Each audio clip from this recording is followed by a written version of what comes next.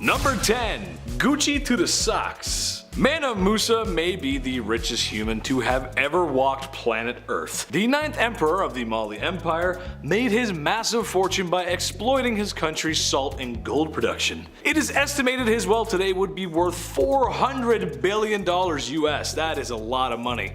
That is a lot of shkarol. It is, however, difficult to place an exact number on his wealth, as this was a very long time ago, and it is difficult to separate his wealth from the actual monarch itself. However, in his travels, in hopes of securing new trade deals, he wanted to show off his good faith and wealth. When he arrived in Mecca, it was time for a shopping spree, where the wealthy king spent so much gold it actually ruined the economy. Yeah, it ruined the economy of Mecca. Honestly, that's just a big Bruce Wayne play right there. Imagine spending so much money, you single-handedly raised the inflation rate in a major city. And also a few others. That wasn't the only place he did it, surprisingly. He also bragged at one point that gold grows like plants where he's from.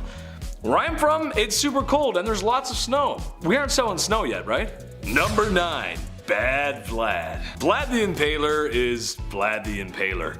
Okay, sure, he wasn't the wealthiest king ever and his empire wasn't that big. But listen, I called the chief last night and he said he ain't it. Vlad was best known for his creative punishments, to say the least. Vlad was just the kind of guy who took some folks he didn't like and, you know, impaled them with large wooden or steel stakes. Vlad, he did not discriminate either. While a lot of poor people did end up with the worst suppository ever, he also ended up unaliving some wealthier folk too. This one time at band camp, Vlad had 2 guys come visit, and when he asked them to remove their hats, as was custom in Vlad's kingdom, they refused, which in hindsight was a really bad idea, because then Vlad had their hats nailed to their heads, so that they may never remove them again. What were poor people going to do? Try and overthrow the guy who left their family members on pikes as some really weird art installation? Truth be told, I've heard too much about this guy for me to even come close to his kingdom. I'm good over here. I don't need to be anywhere near him. You stay over there, I'll be over here, it's all good. Number 8. Return of the Mac. Okay, so you guys know Rome, right?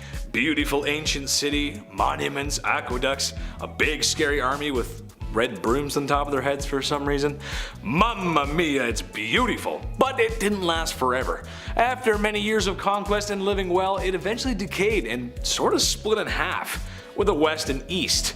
The East becoming known as the Byzantine Empire, which it honestly did pretty well for itself too. This includes the adventures of Basil II. He's nicknamed the Bulgar Slayer. For video games out there, Doomslayer is a big dude in green armor that does what exactly? Slays demons. So that means Basil slays Bulgars. Huh?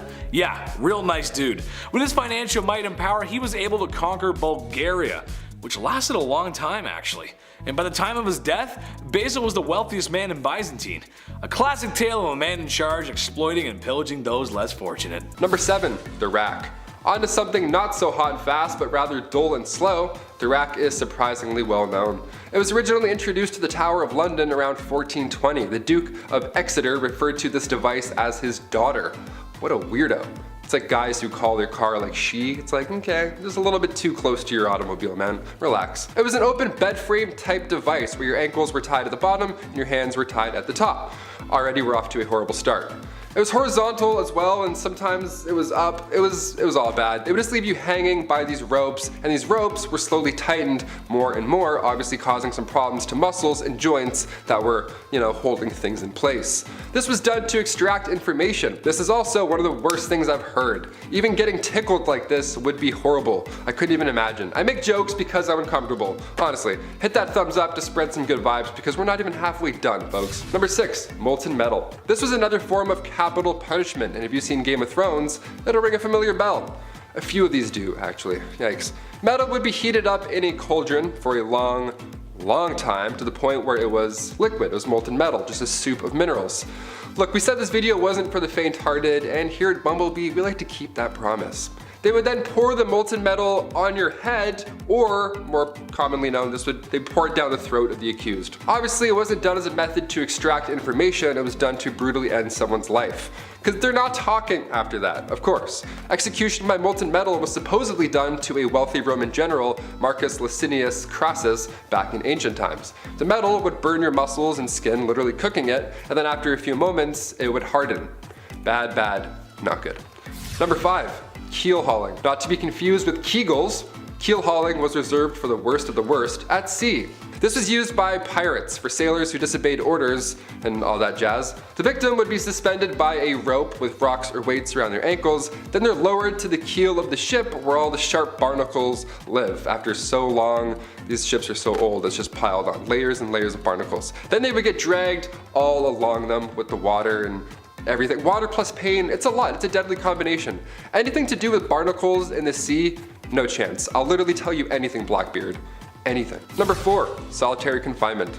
This is a kind of punishment that still exists in our modern society, but it can truly be one of the worst punishments out there because of the type of psychological distress that it causes. We were all just in a pandemic for so long. We got so bored and we had Netflix and iPads and whatevers. I can't even imagine this back in the day. Basically, it's a prisoner living in a single cell with little to no contact with anybody else. Not even like a guard or anything rattling keys like in the old times. It was just nothing. No one would even check on them. There are many stories about people being locked up for so long they forget about their families, and some people have gone away to solitary confinement for so long that once they're out, they just forget how to speak, really. They forget how to be a human and interact in the real world. Solitary confinement and the negative effects that it has on a person is becoming a wider topic of conversation because of the effects on a person's mental well-being, and it's a topic for a lot of human rights organizations. Back in medieval times, solitary confinement was literally just a room made of stones. It was pitch black, freezing cold, you were tucked away below some janky castle, and most of the time you weren't really alone. In the dark, nibbling away at your little piggies were,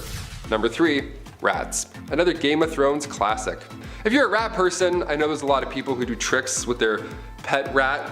That's cool, but maybe cover Stuart Little's eyes for this one. Rats as a medieval punishment, where do I even start? Okay, this one was a punishment for the rats at the same time. What was once called a rat trap involved a man or woman being tied down to something, and then a metal enclosure would be strapped down to their chest or their stomach. Now inside this metal enclosure, there's rats, which are also just loose walking around, and the person can feel them, the little feet walking around in their skin. And this is when the person instilling the punishment begins heating the other end of the metal enclosure.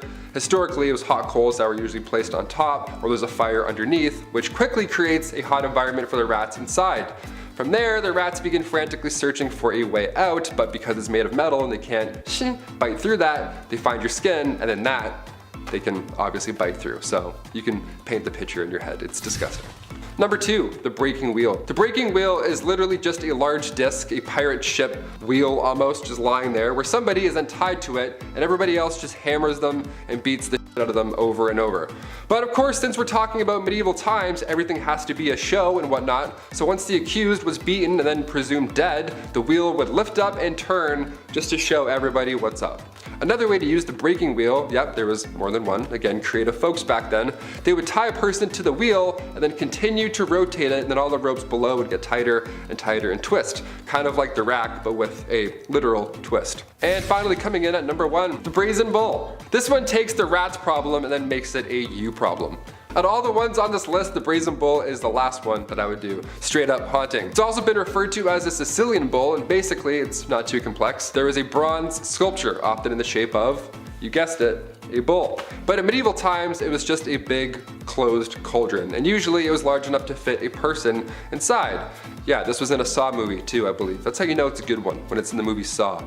So once the person was locked inside or it was leaned over so they couldn't get out, a fire would then be set underneath this bull, and then you can probably figure out the rest in your head. They would even engineer the bull so that when somebody screamed, it sounded like a bull's roar. How fun is that? How fun is history? I'm learning so much about history that's fun on Bumblebee. Number 10, beauty sleep. When you go to bed at night, ideally you want 8 hours. Me, personally, I'm lucky if I get like 6. I don't know, I'm like a child. I'm restless at night. I'm kicking around, I'm making weird noises. It's insane, it's problematic. Maybe I should see someone. If this were medieval times, however, I'd be set. See, back in the Dark Ages, it was common to have 2 4-hour naps at night rather than one swift 8-hour slumber. See, many believe this was to tend to a fire, or hopefully not a fire. You know, gotta wake up, make sure things aren't gone. It's medieval times, it was rough. You wake up, throw a log on, yawn, and then hop back into your pile of hay. I don't know, whatever they had back then. Good times. This system of waking up after 4 hours, it sounds like an unhealthy inconvenience, but in reality, historical accounts suggest that people in the Dark Ages generally generally slept for longer periods of time, despite their sleep being interrupted by periods of wakefulness. They slept longer due to the fact that,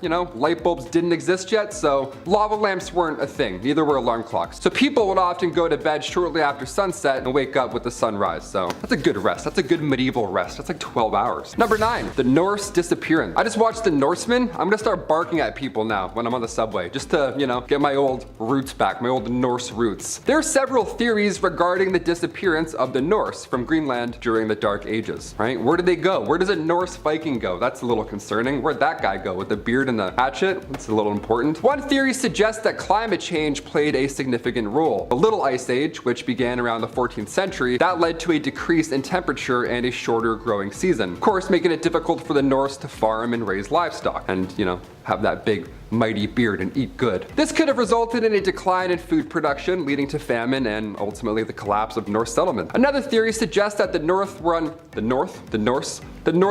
Another theory suggests that the Norse were unable to adapt to the harsh conditions of Greenland. The Norse were used to living in more temperate climates, and the extreme conditions of Greenland could have been too difficult for them to endure. They were a little too hot for comfort. Finally, there's a theory that the Norse were driven out by the Inuit, who had been migrating into Greenland around the same time as the North. So a little bit of a beef happened there, a little West Side Story with Vikings, if I may. The Inuit were skilled hunters and fishers, and their presence could have put pressure on the North settlement, ergo war. But it's likely that the combination of these factors contributed to the disappearance of the North altogether, so exact reason, that's still a mystery. I vote the Inuit though. There's probably some beef. There's probably some settlement beef. Number 8, Green Children of Woolpit. Now this is a medieval story that tells the tale of 2 children who randomly appeared in the village of Woolpit in England, but they showed up with green skin and they spoke an unknown language. So aliens confirmed, for sure aliens. I wouldn't even open that door. The children were taken in by a nice local landowner, and although they were initially very distressed and refused to eat any human foods, they eventually adapted to their new surroundings. Again, green children, didn't speak English, aliens. Reminder. The boy eventually learned to speak English over time, and he explained that he and his sister came from a land where the sun does not shine and everything was green. Yeah, it's like Avatar 3 going on. Something's going on out there. Sometimes the grass is greener on the other side, but sometimes the people are also green. That's fun. That's a fun little bit. Bunch of incredible hulks in a place where there's no sun. Sounds nice and warm and welcoming. Lovely. Let's find out more. The origins of the story, of course, remain a mystery, with various interpretations ranging from folklore to my personal favorite, extraterrestrial encounters. Love aliens, love that. Grew up watching Signs. You tell me in the comments, did this happen? Are these aliens? Were these just random children? Is this all bullshit? Who knows? Number 7, off with his belly. King Henry VIII was a guy known for a few shady things. Removing your wife's head because you want a new wife isn't exactly the nicest way to go about divorce. I could think of some nasty other stuff too. I know what the I'm saying. I think what was rather more interesting, however, was the king's diet and the quality of life divide between royalty and peasants, especially compared to the average person at the time. Sure, he was the king, but the list of foods and menus that were available to him were crazy, even by today's standards, almost rivaling the wealthy of today. His banquets would often include pork, chicken, fish, goose, beef, fruit, bread, and desserts galore. Extravagant desserts with beautiful designs. And of course, you gotta have some wine to wash that all down with, which, funny enough, might have made them healthier to drink wine since water purification at the time wasn't so great. It is said he was consuming way more than the average person's calorie intake. Also, not to mention, his food was fresh, or as fresh as it could be for the time. And if it wasn't, it was seasoned and preserved with very expensive spices from the far reaches of the globe. Spices that no normal person can get their hands on. The average person may not have been starving, but the quality of food and lack of fresh proteins show you what the almighty gold coin can do. Could someone please pass me the turkey? Number 6, the Cowardly Lion. Richard I was the King of England for a decent amount of time, but didn't spend a lot of time of it in England. He spent most of his time raising taxes so he could fund his international warmongering. After all, that's kind of what history is about. History doesn't usually remember the times we were super friendly and got along. Which brings us to the Crusades. After recapturing Acre in 1191, his enemy Saladin was considering options. of what to do next, and also considering prisoner swaps, which actually was common for the time. Sadly, Saladin may have been taken too long, or may have been planning a retake of the city, because Richard had waited too long. Not sure what Saladin was up to, he took prisoners from Acre who were poor civilians and soldiers up onto a nearby hill in full view of Saladin and slaughtered 3,000 people. He's remembered for being Richard the Lionheart for his bravery. All I'm saying is that it's not very brave to kill innocent poor civilians. War is hell, I guess. Number 5. Nothing is true. Everything is permitted. The Medici family didn't exactly live around the medieval times, but fairly close. That being said, the family is something similar to the Kardashians of today. No, not a hit reality show based around wealthy women who sit around their mansion all day looking for a good verbal argument. No, but rather a well-known family who had extreme wealth and as time went on gained a lot more wealth and power. The Medici got their wealth by being successful bankers. And when you got money, you got power. And they owned a lot of property and had clients in multiple cities. Some family members would later become royalty like Catherine de' Medici, and even more powerful by some family members becoming next to the Lord himself as the Pope. Which, if you're into that sort of thing, you would know how serious that position really is. What I'm getting at is, you don't get that powerful without breaking a few eggs. They used money and power to manipulate, and they got their way. Number 4. Diaper Sniper. Alright, this one's messed up, but that's just how things were. Marriage is a beautiful matrimony between two loving people that has a harmonious, lasting lifetime. Tell that to people in divorce court and see where that gets you. While we may marry for love today, things were a little bit different back in ye olde times. Marriage was oftentimes a business opportunity, or a peace treaty of sorts, and other versions of marriage would have you on a certain Dateline show with Chris Hansen. I'm talking about girls getting married at the old refined age of 12.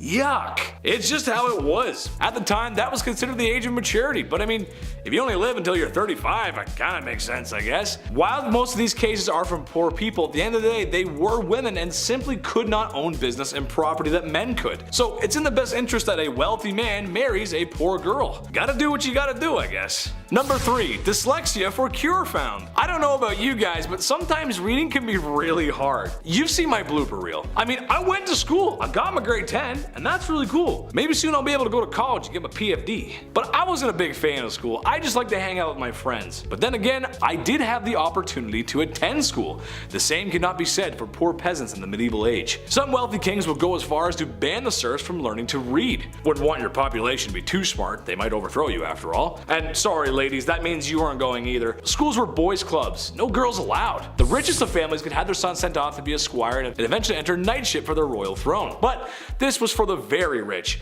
I can't help but think that I would look good in all that metal armor though. Give me a sword, a shield, noble steed. Assuming the wealthy would let me go to school. Please sir, could I learn to read? Number 2. Do you require a bowel movement, sir? Kings will be kings, and sometimes they do some things that shouldn't be things.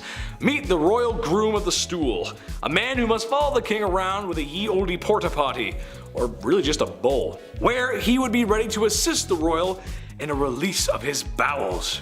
Originally created by King Henry VIII, the groom's job was to assist the king with a box to relieve himself, also carrying towels and water, even monitoring the outcome of such daily events. After all, he's the king, gotta keep tabs on his diet. It's also rumored that the kings may have even required assistance in hygiene after the fact. Which, I mean, come on, I know we all need help sometimes, but that's a tad much. With all the disease and not hand washing at the time, I'm not really sure anyone ate food ever again. Ooh. Number 1. Dead end job. Wiping a royal bum is tough, but cleaving a man's head from his body kinda sucks too. The rich uphold the law, and that means when it's time for the death penalty, somebody's gotta do it. Somebody with less money and somebody who might not have a choice, as professional unalivers at the time often were handed down the blood-soaked acts of their kin. On one hand, you have law and order that is respected. On the other hand, you have a profession that sees law and order through, but is not that well respected. Makes sense that the job kinda sucks though. Unalivers often had to practice their skills and eventually work their way up to the real McCoy, practicing on pumpkins, animals, and eventually criminals. If they got it wrong, i.e. too many swings of the axe, people would rush and attack their unaliver. Despite what movies and cartoons may make you think, these people did have empathy for what they were doing, and because of their social status, a lot of them lived lonely lives. Rome really had existed as nothing but a name by the time the empire falls on September 4th of 476, having been falling inwards on itself for just short of a century at that point. So started the periods between the 5th and the 15th centuries known as the Middle Ages. This time can be split into three main sections: the early Middle Ages, aka the Dark Ages, High Middle Ages, and Late Middle Ages. One of the most famous events from the entirety of the Middle Era was truly kicking some ass in the Dark Ages, and it was the Black Death. Something that nobody gets anymore, with exception for a cool 20,000 some odd people between 2000 and 2009, and 56 people in the United States in the last few years. But if we pretend that we don't know that, and if we can avoid chipmunks like the effing plague carrying hairbringers of death they are, then we most likely don't have to worry. But travel back in time, say to the 800s or even 1340s Europe, and your chances of surviving are somewhere between 7 in 10 and 2 in 5. Black Death killed as much as 60% of the entire population of Europe. So when you're at work looking around but with those blank dead fish eyes, bored, cross off every third person you see in a pattern of 5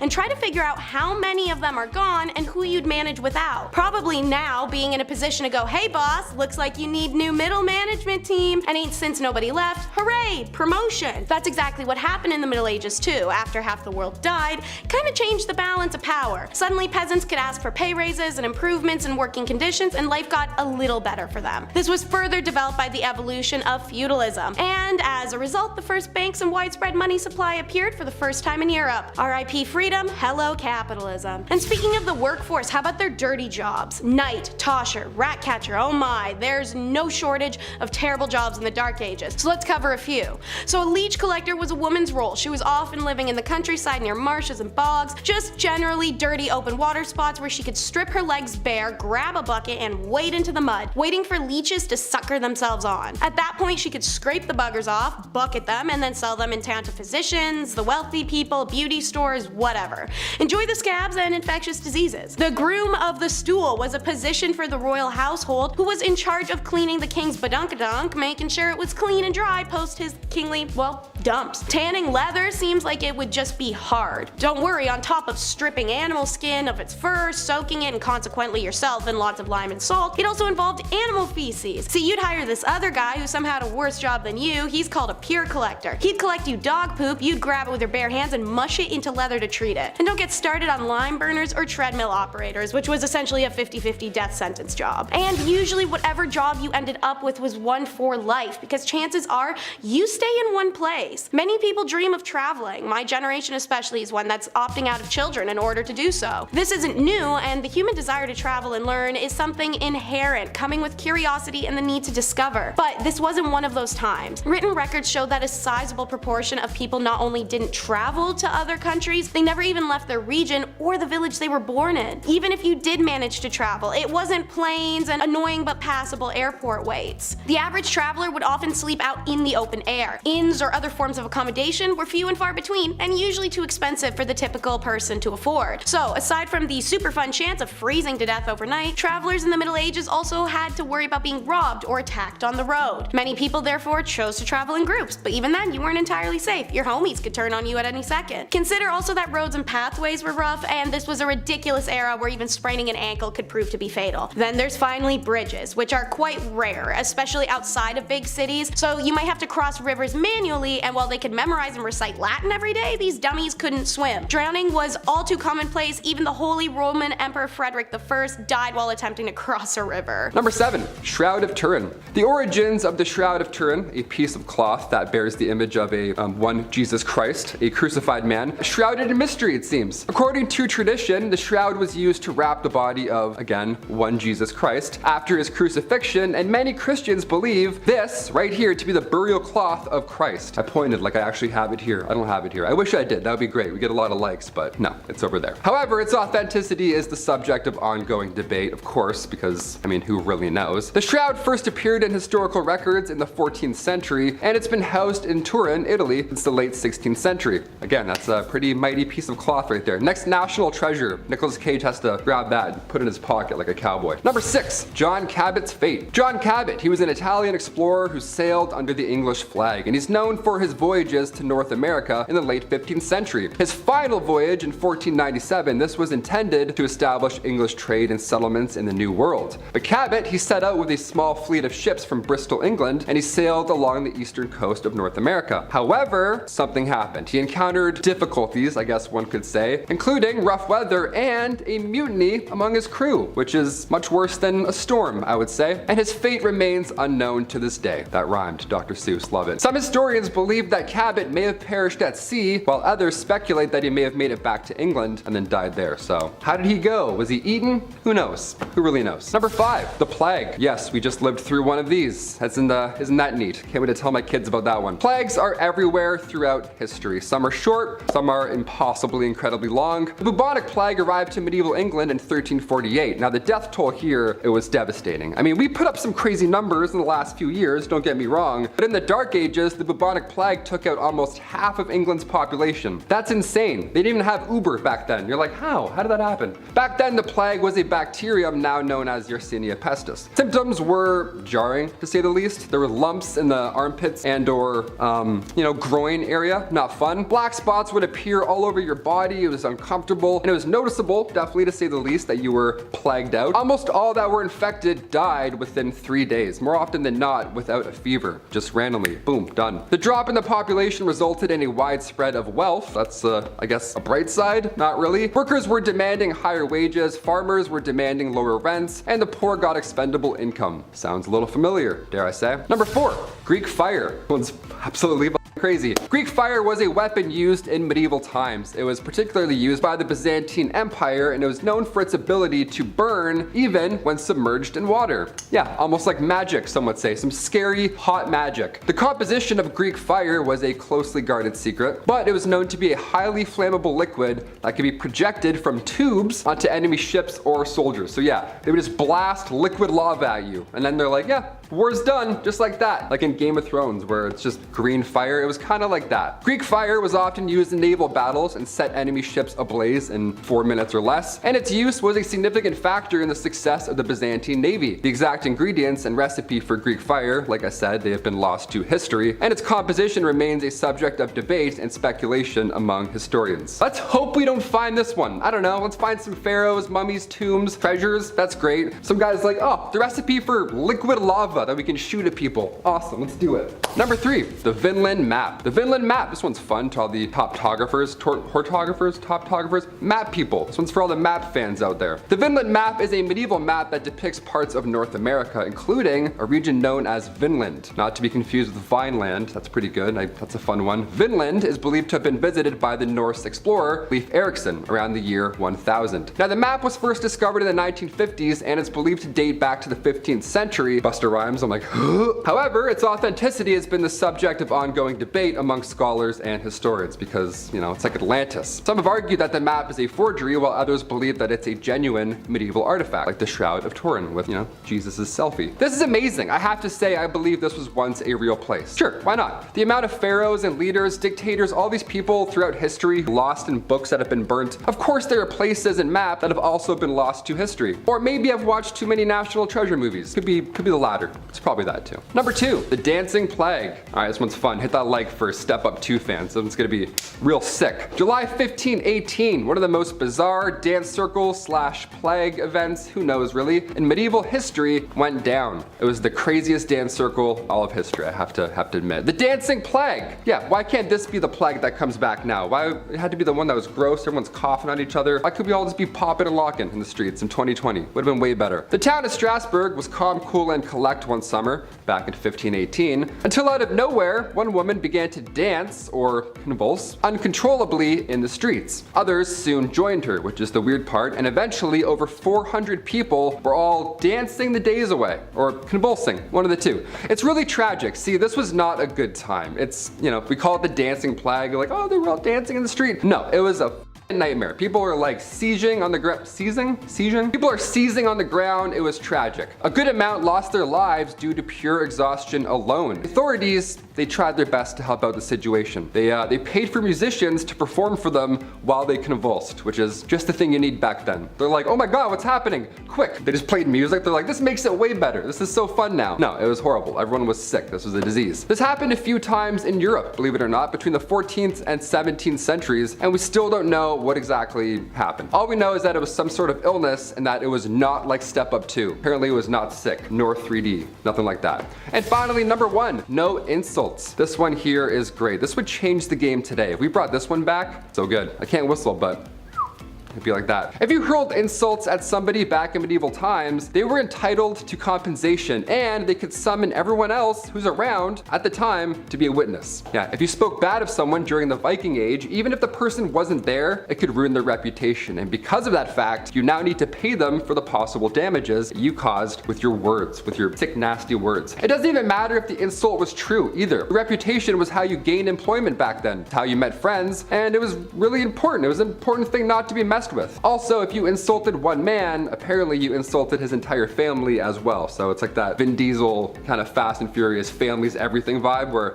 with one person, they're all coming at you. It was rough. There were some words, however, where a man would be allowed to kill you if you said it. I don't even want to know which words that was. Sometimes you went a little too far spreading lies, so they had to make it a capital punishment. Thou shalt not talk smack. Get out of here. Starting us off is cutting-edge courtship, quite literally in this case. It was traditional in some Nordic countries to have courtship customs involving knives and daggers. This is due to sacrificial nature in their original belief. The purpose of a dagger is prevalent for that after all, but it was also due to its functionality. In Finland, when a girl came of age, her father let it be known that she was available for marriage by providing her with an empty sheath. The girl would wear an empty sheath attached to her girdle, skirt. If a suitor liked the girl, he would put a pukoko knife in that sheath, which the girl would keep if she was interested in him. If she wasn't, she could just toss that anywhere. The knives were often custom, so a man would be able to woo a woman with unique details and imagery on a blade, but could also offer an heirloom or traded blade. Seeing as women of the Nordic region didn't shy away from handwork such as farming, jewelry making, clay working, etching, clothiers, and even some positions like smelting, a blade was a thoughtful and convenient gift that also said, I love you a whole dagger's worth. Something so romantic about giving someone a gift they could quite literally kill you with. In the meantime, while the scans are giving blades, the English are being taught the no-no days and the no-no ways. In layman's terms, they were being told how to have intercourse and when. That just doesn't make for a fun title. You may be familiar with these laws and regulations. They've come up in some of our other medieval and middle age videos. This was a time period where the church had a lot to say in state affairs. Not to say that it doesn't now, but they were able to make determinations such as intercourse schedules around the religion. Real laws were in place that people could not have sex on Sundays, Thursdays, or Fridays due to religious reasons. Whenever a holiday had a fasting period, such as Lent, abstinence was expected then as well. If anyone was to deviate from the set rules by having intercourse, they were committing a grave sin. These laws were written in penitentials, which were books that indicated what was allowed under the church rules and what was not. Oral, backdoor, premarital, and self-inflicted intercourse were banned in these books. Now thankfully their wide-range taboos included some good stigmas to have, such as interbreeding, so that minimized people keeping it in the family and messing up our future populations. But even with sexual laws, men could be knaves, which is just an old-timely way of saying being a dog. Now, I'm not saying ladies couldn't have itchy feet and dog their way around too. We do it now and we've been doing it then, but it was a lot worse for ladies to be caught back then. So the general consensus is that it was rare, and when it did happen, it was usually affairs outside of a marriage. In general, young medieval daters had to be cautious. While peasant marriages were a little more than saying we're married most of the time, reputation, especially for a lady, was huge, as was virginal status. Men of higher status often sought out beautiful peasant girls for affairs. Sometimes they benefited the woman greatly and she'd become an heir to a status child, thus elevating her own. But for the most part, it was pure carnal enjoyment men were after, in a time when women were told to do the opposite. And so it became a game of men trying to win a single woman into doing the act. She had everything on the line while he usually had nothing. Secret flings were frowned upon, to say the least, and were often seen as a sign of potential trouble, hence the English ballad that would warn of knaves preying on young fair maidens at country fairs. A young woman caught having affairs was a wild scandal that could even be punished for or put to death, so making the decision to bow to a lord's or even a common man's pressure could quite literally destroy a woman's whole life and being. Yet it's still a decision women made. Hormones. So if you're gonna live in one region,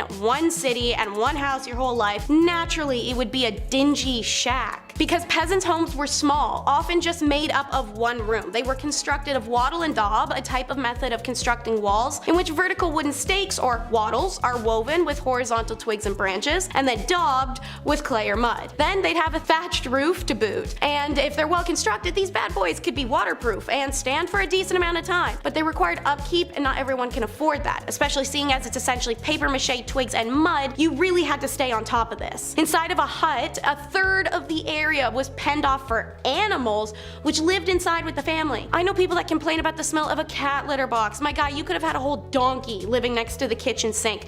Chickens, cows, pigs. Then, to really complement the mildew smell of rotting roof and the stink of sweat and feces covered animals, a fire burned in the hearth in the center of the hut so that the air was permanently eye-wateringly smoky. Furniture was maybe a couple stools, a trunk and bedding, and a few cooking pots. Beds were a thing, but they weren't very great. And don't forget a couple of dirty chamber pots kicking around the room. We may have discovered a new homing style, you guys. We could call it medieval open conceptualism with minimalism aesthetic. And when it's time to get your kid out of the house, you hook them up with an apprenticeship. The freaky Greekies weren't the only ones tossing their kids at other adults saying, here, take this and raise it. However, unlike the Greek apprenticeship, which came with some strings attached, as explained in the recent top 10 reasons why living in ancient Greece was impossible video, the Dark Age apprenticeship was truly and solely about work. But nobody said it was good or fair work. From the midpoint of the Middle Ages onward, master craftsmen were permitted to employ youngsters for free so long as they provided them with food, lodging, and formal training in their specific craft, which would undoubtedly elevate their status in the society. But getting through an apprenticeship was hard as hell. First, nobody said the food had to be quality, so rations often sucked and apprentices could effectively starve. But then there was the fact you could just get beat up by your master at any time,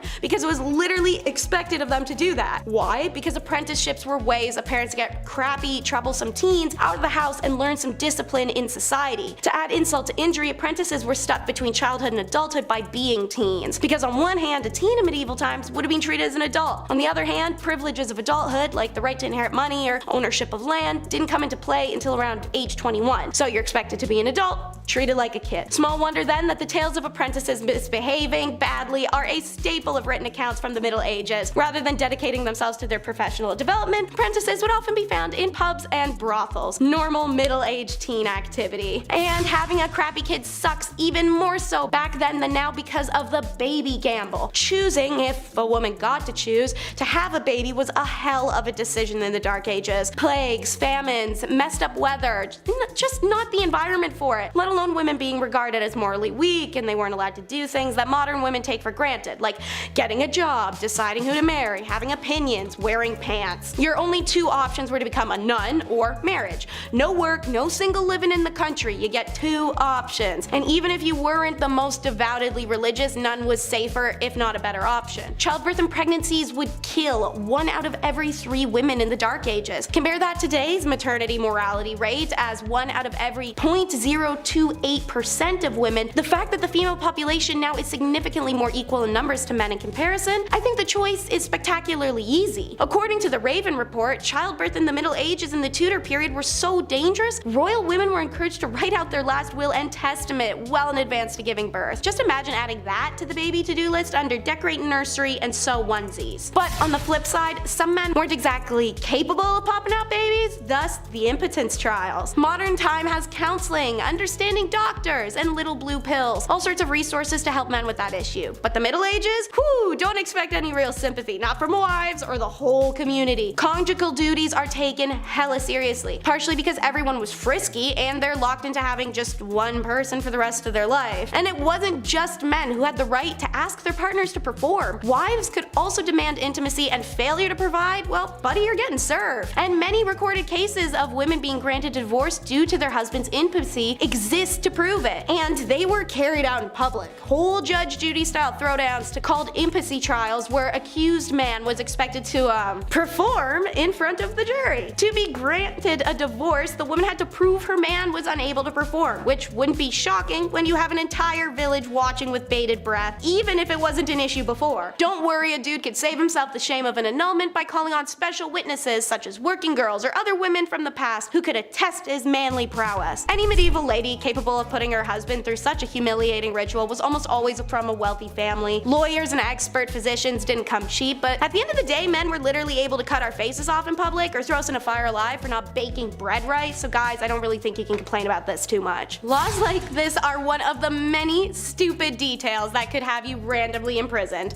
Another one, Stingy Stripes. Living in the Dark Ages is impossible for a lot of reasons, but having to keep track of hundreds of stingy laws to ensure you don't get locked up over a mistake truly was one of the hardest factors. What was the wrong way to pray? The wrong hair? A mole in the wrong spot? A color only the king can wear? Or how the simple act of wearing stripes could lead to your imprisonment or even death? Why? Because for some reason striped clothing were seen as a garment of the devil. Thus anyone caught wearing them would at best get an evil eye from people in the street, or at worst get a hemp necktie. From the year 1250 onwards, the only people who were caught wearing stripes were the lowest of the low in society. Working girls, handicapped, the ill, the orphaned. They would don striped outfits highlighting their status as outsiders. In 1295, Pope Boniface issued a papal decree banning religious orders from wearing any type of striped clothing. In the year 1310, in the French town of Rouen, for example, a local cobbler was condemned to death simply because he'd been caught wearing striped clothes. Crazily, even animals weren't exempt. Records show that zebras were called beasts of the devil, even though people in Europe had only ever heard reports of them and hadn't even seen one with their own eyes. You can see how these guys led to colonization, right? Ridiculous. With the dawn of the Enlightenment in Europe, the hatred of stripes eased and eventually disappeared, and many look on the phenomenon with confusion, and understandably so. Time for the Shrek references. It's ogres and pitchforks. More specifically, just the pitchforks, and less specifically, really just the farm tools in general. You guys know in the movies like Shrek, when the villagers all come carrying pitchforks and farm tools, and of all things, like, why that and not swords? First of all, swords are heavy, and who has that kicking around? Seriously. Secondly, noblemen could require all male peasants over the age of 18 to report for military service. Didn't matter if it was a justified war against a viable external threat or just a petty fight against a local rival. If you are called up for duty, you had to report. According to histories of the time, around 1 in 5 peasant men would be in a military service. Food and clean water were in short supply, and disease was rife. Some historians reckon 2/3 of all conscripted men who died were killed by unsanitary conditions of their own camps over any enemy action. But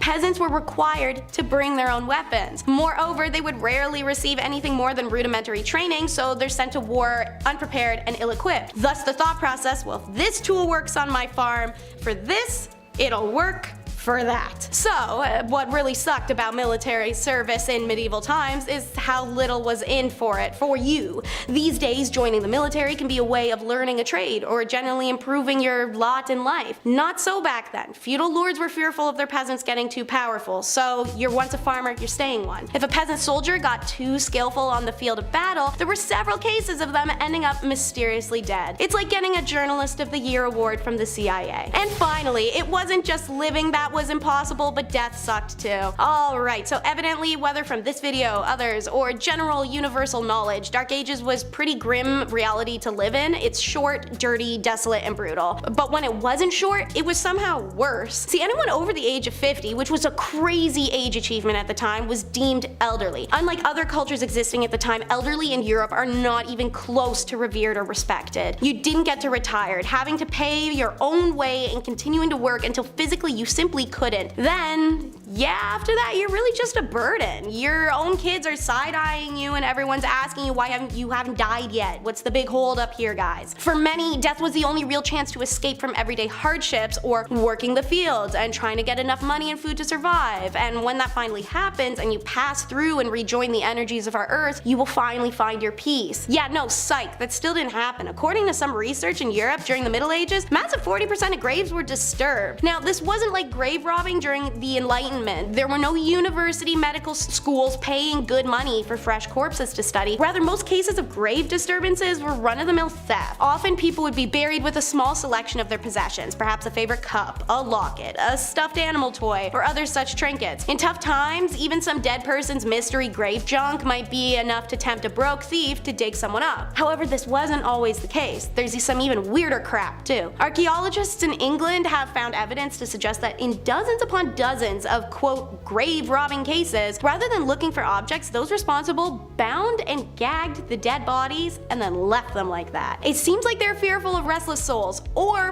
perhaps of the undead rising again. Who knows, they had a lot of problems back then. At number 10, watching consummation. Back in medieval times, depending on the century, weddings either meant a lot or meant nothing at all. If it was the early medieval age, then no one really gave a hoot about marriage, and I'll get to that later. But later, in the medieval age, marriage became a holy sacrament, and this sacrament had to be consummated. On the night of the couple's wedding, they would do the good old brown chicken, brown cow, boom boom pow, OMG wow, which could have been a positive or negative experience depending on circumstance, but it was also a little weird because there would be people watching it all happen. That's right guys, after the ceremony and reception, people would follow the bride and groom up to the bedroom and be like, hey Joe, grab the popcorn, we're watching the live showing of 50 Shades of Grey. And Joe would be like, yo bet, and then that's exactly how it happened. Anyways, this was all done so that there were witnesses to the consummation, so that the marriage's validity could be backed up. So if anyone tried to deny that their marriage was legit, Joe with the popcorn would be able to back up the bride and groom and confirm that everything happened.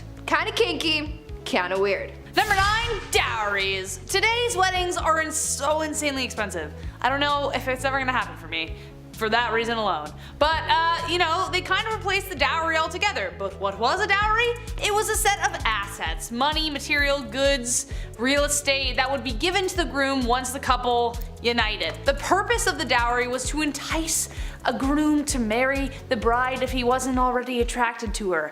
A kind of, we will pay you to marry our daughter kind of vibes. But it also acts as a kind of insurance for the bride. Should the marriage end in divorce, the husband is expected to pay it back. So yes, there were indeed take-backsies if things got really bad. Though considering divorce and annulments were rare and the money really never belonged to her, not the best rule to live by, but the groom would also pay something called the bride price or bride wealth. The groom was expected to pay a sum either in assets or money to secure a lady's hand in marriage. This implied security for the bride and their family. But yes, in both accounts, technically, a bride could be bought and sold for whatever price the family/groom deemed appropriate, so really just a marriage pawn. At number 8, shotgun wedding. Marriage and weddings back in the medieval ages were practiced very differently compared to today. Back then, people started getting married and having kids very, very young. Usually, girls would be married off as soon as they hit puberty, so around the age of 12, and they would start popping out as many spawn as possible because the high infant mortality rate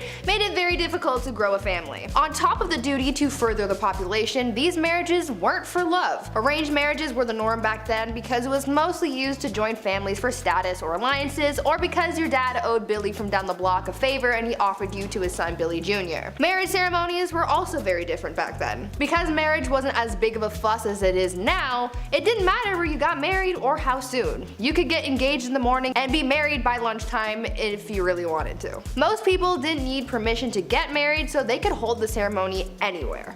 Marriage ceremonies could be held in places like pubs, in the middle of the street, or even in bed. Because of this, it made it really hard to know who was married and to whom until the 12th century, when it was declared a holy sacrament that must be observed by God. Yet when it comes to marriage, it's always love versus politics. Medieval marriages tended to be negotiations, particularly around dowry, but it wasn't all about money. It was very important that a noble woman is a virgin at marriage purely out of pragmatic reasons. Marriage, after all, was an alliance union of two families that required healthy and admirable legitimate children to be truly locked in. It's for this reason, as well as the violent men in society, that the church's laws stated that the degree of pressure to encourage a marriage could not sway a constant man or woman, aka no forced consent. What was forced, however, was up to debate, so don't be too proud of them for having that law in place. A woman was able to call off her marriage up until it occurred for this reason, as was a man. Should this occur, dowry was either returned in full or only partially as a fee for the failed union. Alongside this was the courtly love direction romance and marriage began to take in the mid-ages, during a Shakespearean and theatrical influence. Marriage started to become idealized. We'll circle back to how this affected people later, but lower classes consistently did marry for love,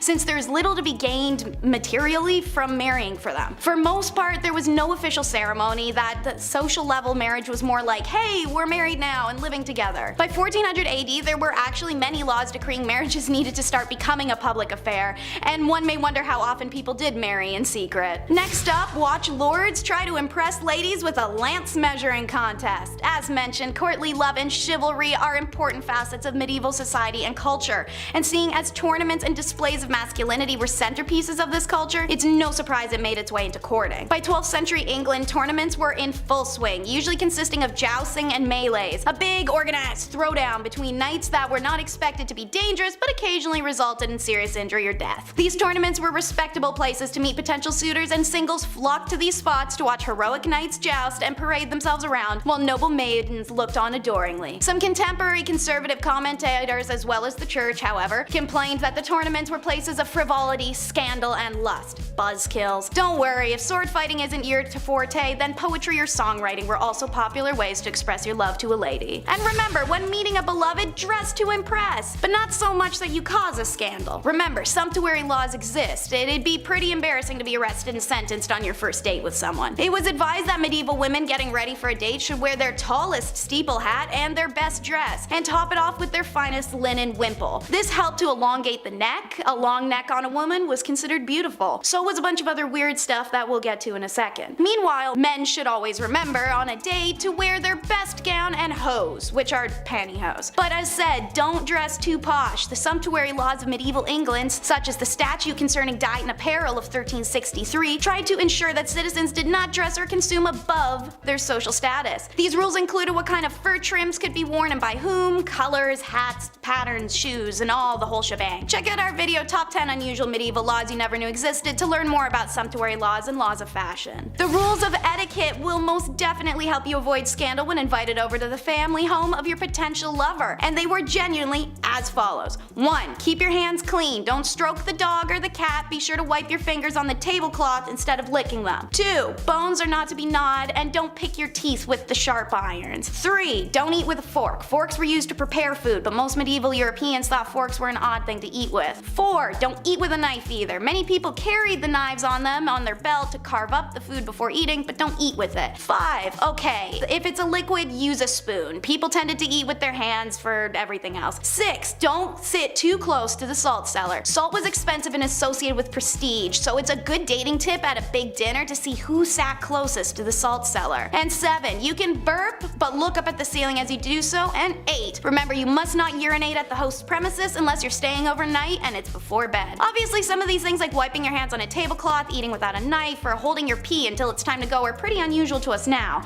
But back in the Middle Ages, if you wanted that shorty and not to ruin your reputation, well, you're burping at the ceiling, bro. I hope she's worth it. Next up is how love makes you crazy. This is a fascinating wormhole to travel down, and I learned from several journal articles that lovers in the Middle Ages had a real tendency to go mad. I mean, we all know the examples. Elaine, the fair maid of Astrolot, pining away. Romeo and Juliet taking their lives, and the raving madness of Ophelia. But these are just dramatizations, right? We tend to regard accounts of love madness in medieval literature as evidence that they overestimated the strength of erotic passion. In classical and early medieval periods, sexual love was regarded as carnal appetite to be controlled. But with the rise of poetry sentiment and the theater came courtly love, which was seen as a highly spiritual desire. The idea of courtly love had more to do with the concept of loving rather than pleasure. This idealized kind of love was based on a secret union where two lovers could only love from far away. These sorts of unattainable relationships were increasingly romanticized, but in medieval society, the notion that erotic love could drive people mad may not be so unrealistic. We understand now that mental illnesses are sometimes provoked by the stress between the individual and their social environment. Think of the pressure a woman had to marry.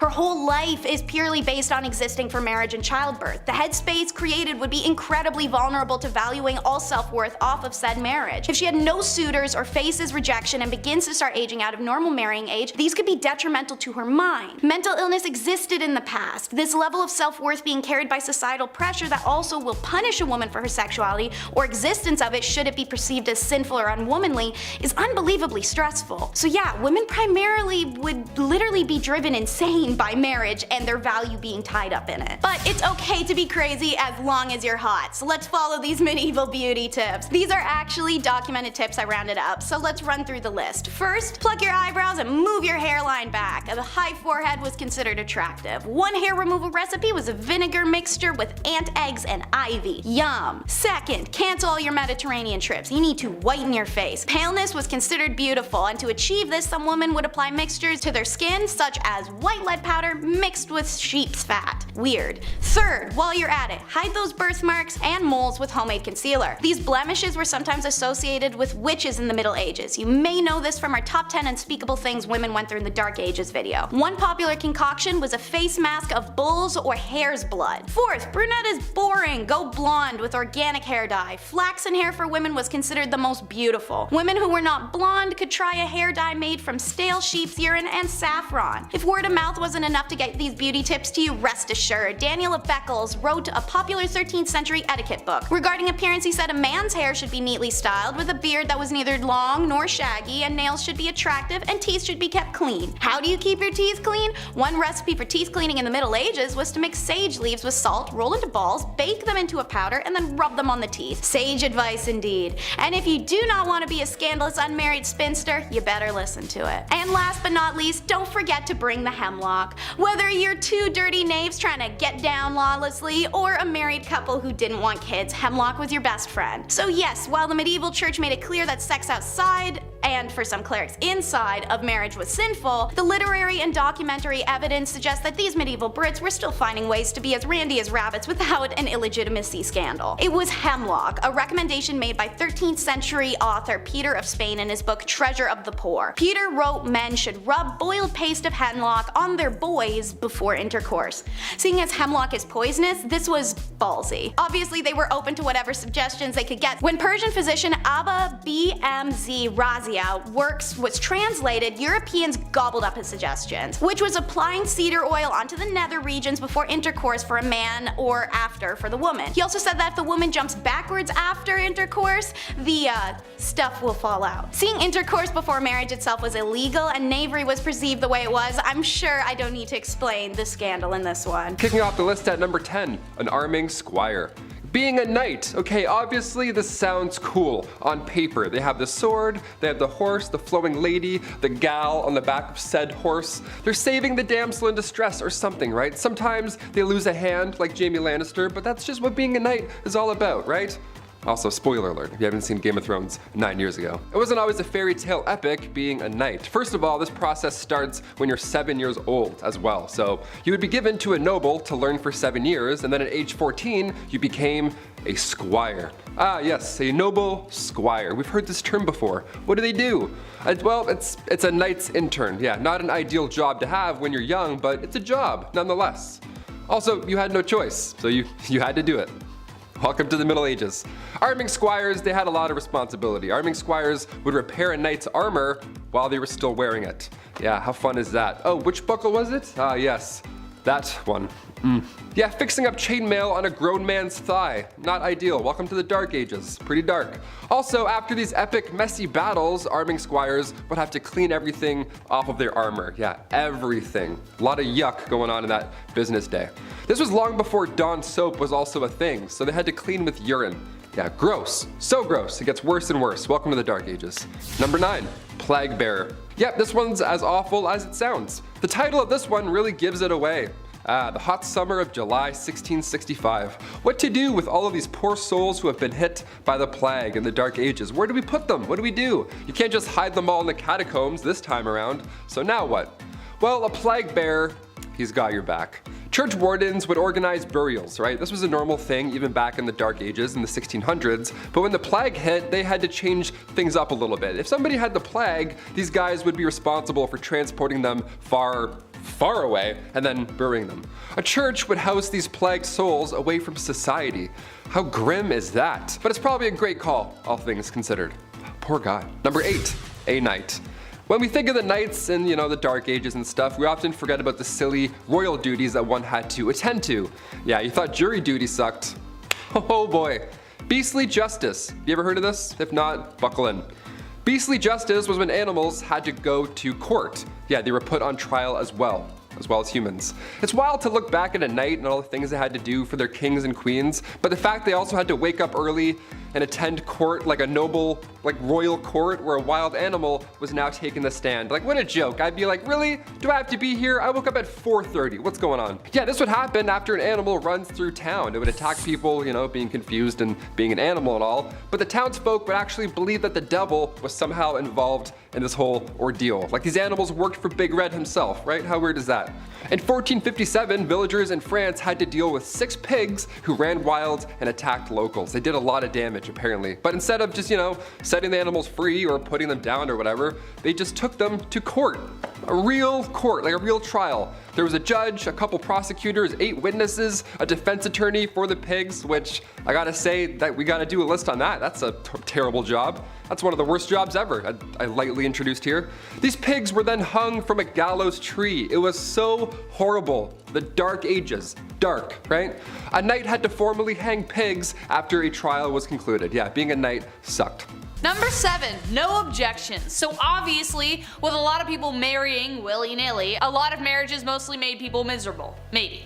Enemies to lovers is my favorite book trope, so who knows how spicy things actually got. I hate you, I love you, next day, I don't know. But the famous line, speak now or forever hold your peace, only got introduced in 1215 to try and flesh out drama before they couldn't go back. In the Middle Ages, drama, discovered after marriage vows were exchanged, caused major problems since divorce wasn't easy or, you know, accepted. We will get to that later. For instance, Joan of Kent, who was known for marrying Edward the Black Prince and mothering Richard II, had a secret marriage when she was 12 years old. She didn't get approved. In her early teens, she was married to an aristocrat, but the secret marriage was discovered after 8 years. The papal court had to overturn it and return her to her knight. He died 11 years later, and it was after that that her cousin Edward married her. Wouldn't it have been nice to know that little detail before she married the aristocrat guy? Yeah, probably would have saved a lot of heartbreak, hence why the speak now or forever hold your peace was introduced. At number 6, shoes. Back in the days of old, shoes were apparently a huge staple in society. They were pointy and weird and expensive and complicated and were even integrated into marriage practices. During the wedding ceremony, it was a tradition for the father of the bride to take one of the bride's shoes and give it to the groom. The groom would then tap the bride on the head with the shoe in a token of his authority. But the shoe traditions don't stop at bopping people on the head like little bunny foo-foo. You know how these days there's a tradition of throwing the bouquet at weddings, and apparently whoever catches it is the next to get married? Well, that tradition sort of came from the medieval tradition of throwing shoes at weddings. Instead of throwing flowers, brides would throw shoes at their bridesmaids to determine who was next to walk down the aisle. Now, this whole bride throwing things idea has failed me before because I caught a bouquet once and I'm as single as ever, so maybe someone needs to chuck a shoe at me or something this time. Please. Number 5, the bedroom trial. So divorce, again, wasn't a thing. On the upside of dying early, it potentially meant that you weren't locked in a marriage for too long. If the marriage did end, it wasn't a divorce, it was an annulment, which was very expensive. A common reason this happened was due to consanguinity, which was close relations by blood or marriage, which was forbidden. Other grounds would be adultery, leprosy, and impotency. Also failure to concede to the marriage debt, which was the obligation for both spouses to engage sexually. It actually didn't matter where this happened, you had to do it even if it was in a church. It was a big deal. Enter the bedroom trial. Court cases from the 14th century show records that bedroom trials took place that would determine whether a marriage should continue. The bedroom part is exactly as it sounds. The man and the woman were placed in a bed together and were to be watched by the wise women for several nights. If over the course of the night the man's member remains of no use, i.e. impotence, then it was determined that the marriage should end. But the wise women were most likely either complete strangers or the groom's grandmother. So I doubt that would have helped with the getting it up part. Poor guys. At number 4, marrying the country. If you married an entire country, does that count as polygamy? Are you technically married to everyone in the country or just the one country as a singular unit? These are the shower thoughts that I wish I could ask medieval queens, but unfortunately they died a long time ago, along with their marriage secrets and probably some recipes for poison too. Back to this whole marrying the country idea though. Back in the medieval age, when someone became queen, they had to get married more than once. For them, it wasn't just about marrying their spouse, they also had to marry their country. This process was called consecration, and it was something that a ruler had to go through in order to be a legitimate queen. The queen would go through a symbolic marriage to the realm, complete with prayers and a blessing and a ring and a crown. It was essentially like a real wedding, except the groom was a nation of people. Sounds like a happy marriage to me. Yeah. Number 3, the veil. As we have determined so far in our list, love wasn't the primary reason for marriage, especially for nobles, so as a result there were quite a significant amount of arranged marriages. Besides the symbolism of humility and purity, it was also used as a way of disguising the bride entirely. The bride would often be wrapped from head to toe to protect her from evil spirits. This tradition goes all the way back to ancient Roman times. That's one explanation, but during arranged marriages it was more literally used to hide the face of the bride from the groom. So if he didn't like what he saw after he literally unwrapped the package, well, too bad, she's yours now.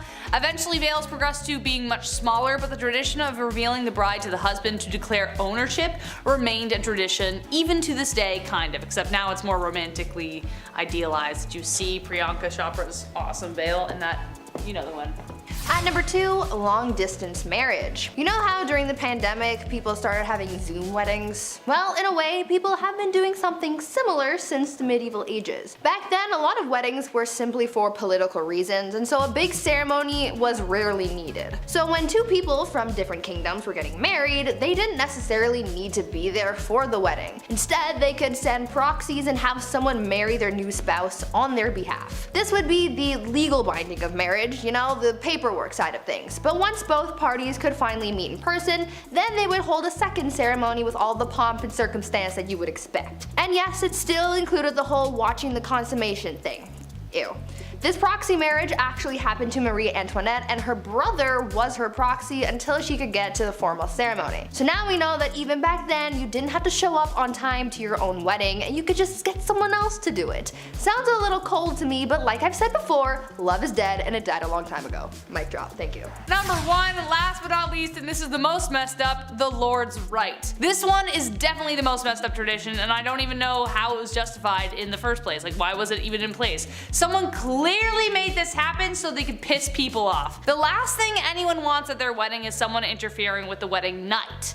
As we know, people for the most part had to observe the ceremony, but the Lord's Right was something even more horrific. The droit de seigneur was a feudal right that existed in medieval Europe that gave the lord of the land the right to sleep with the bride on the first night of the marriage.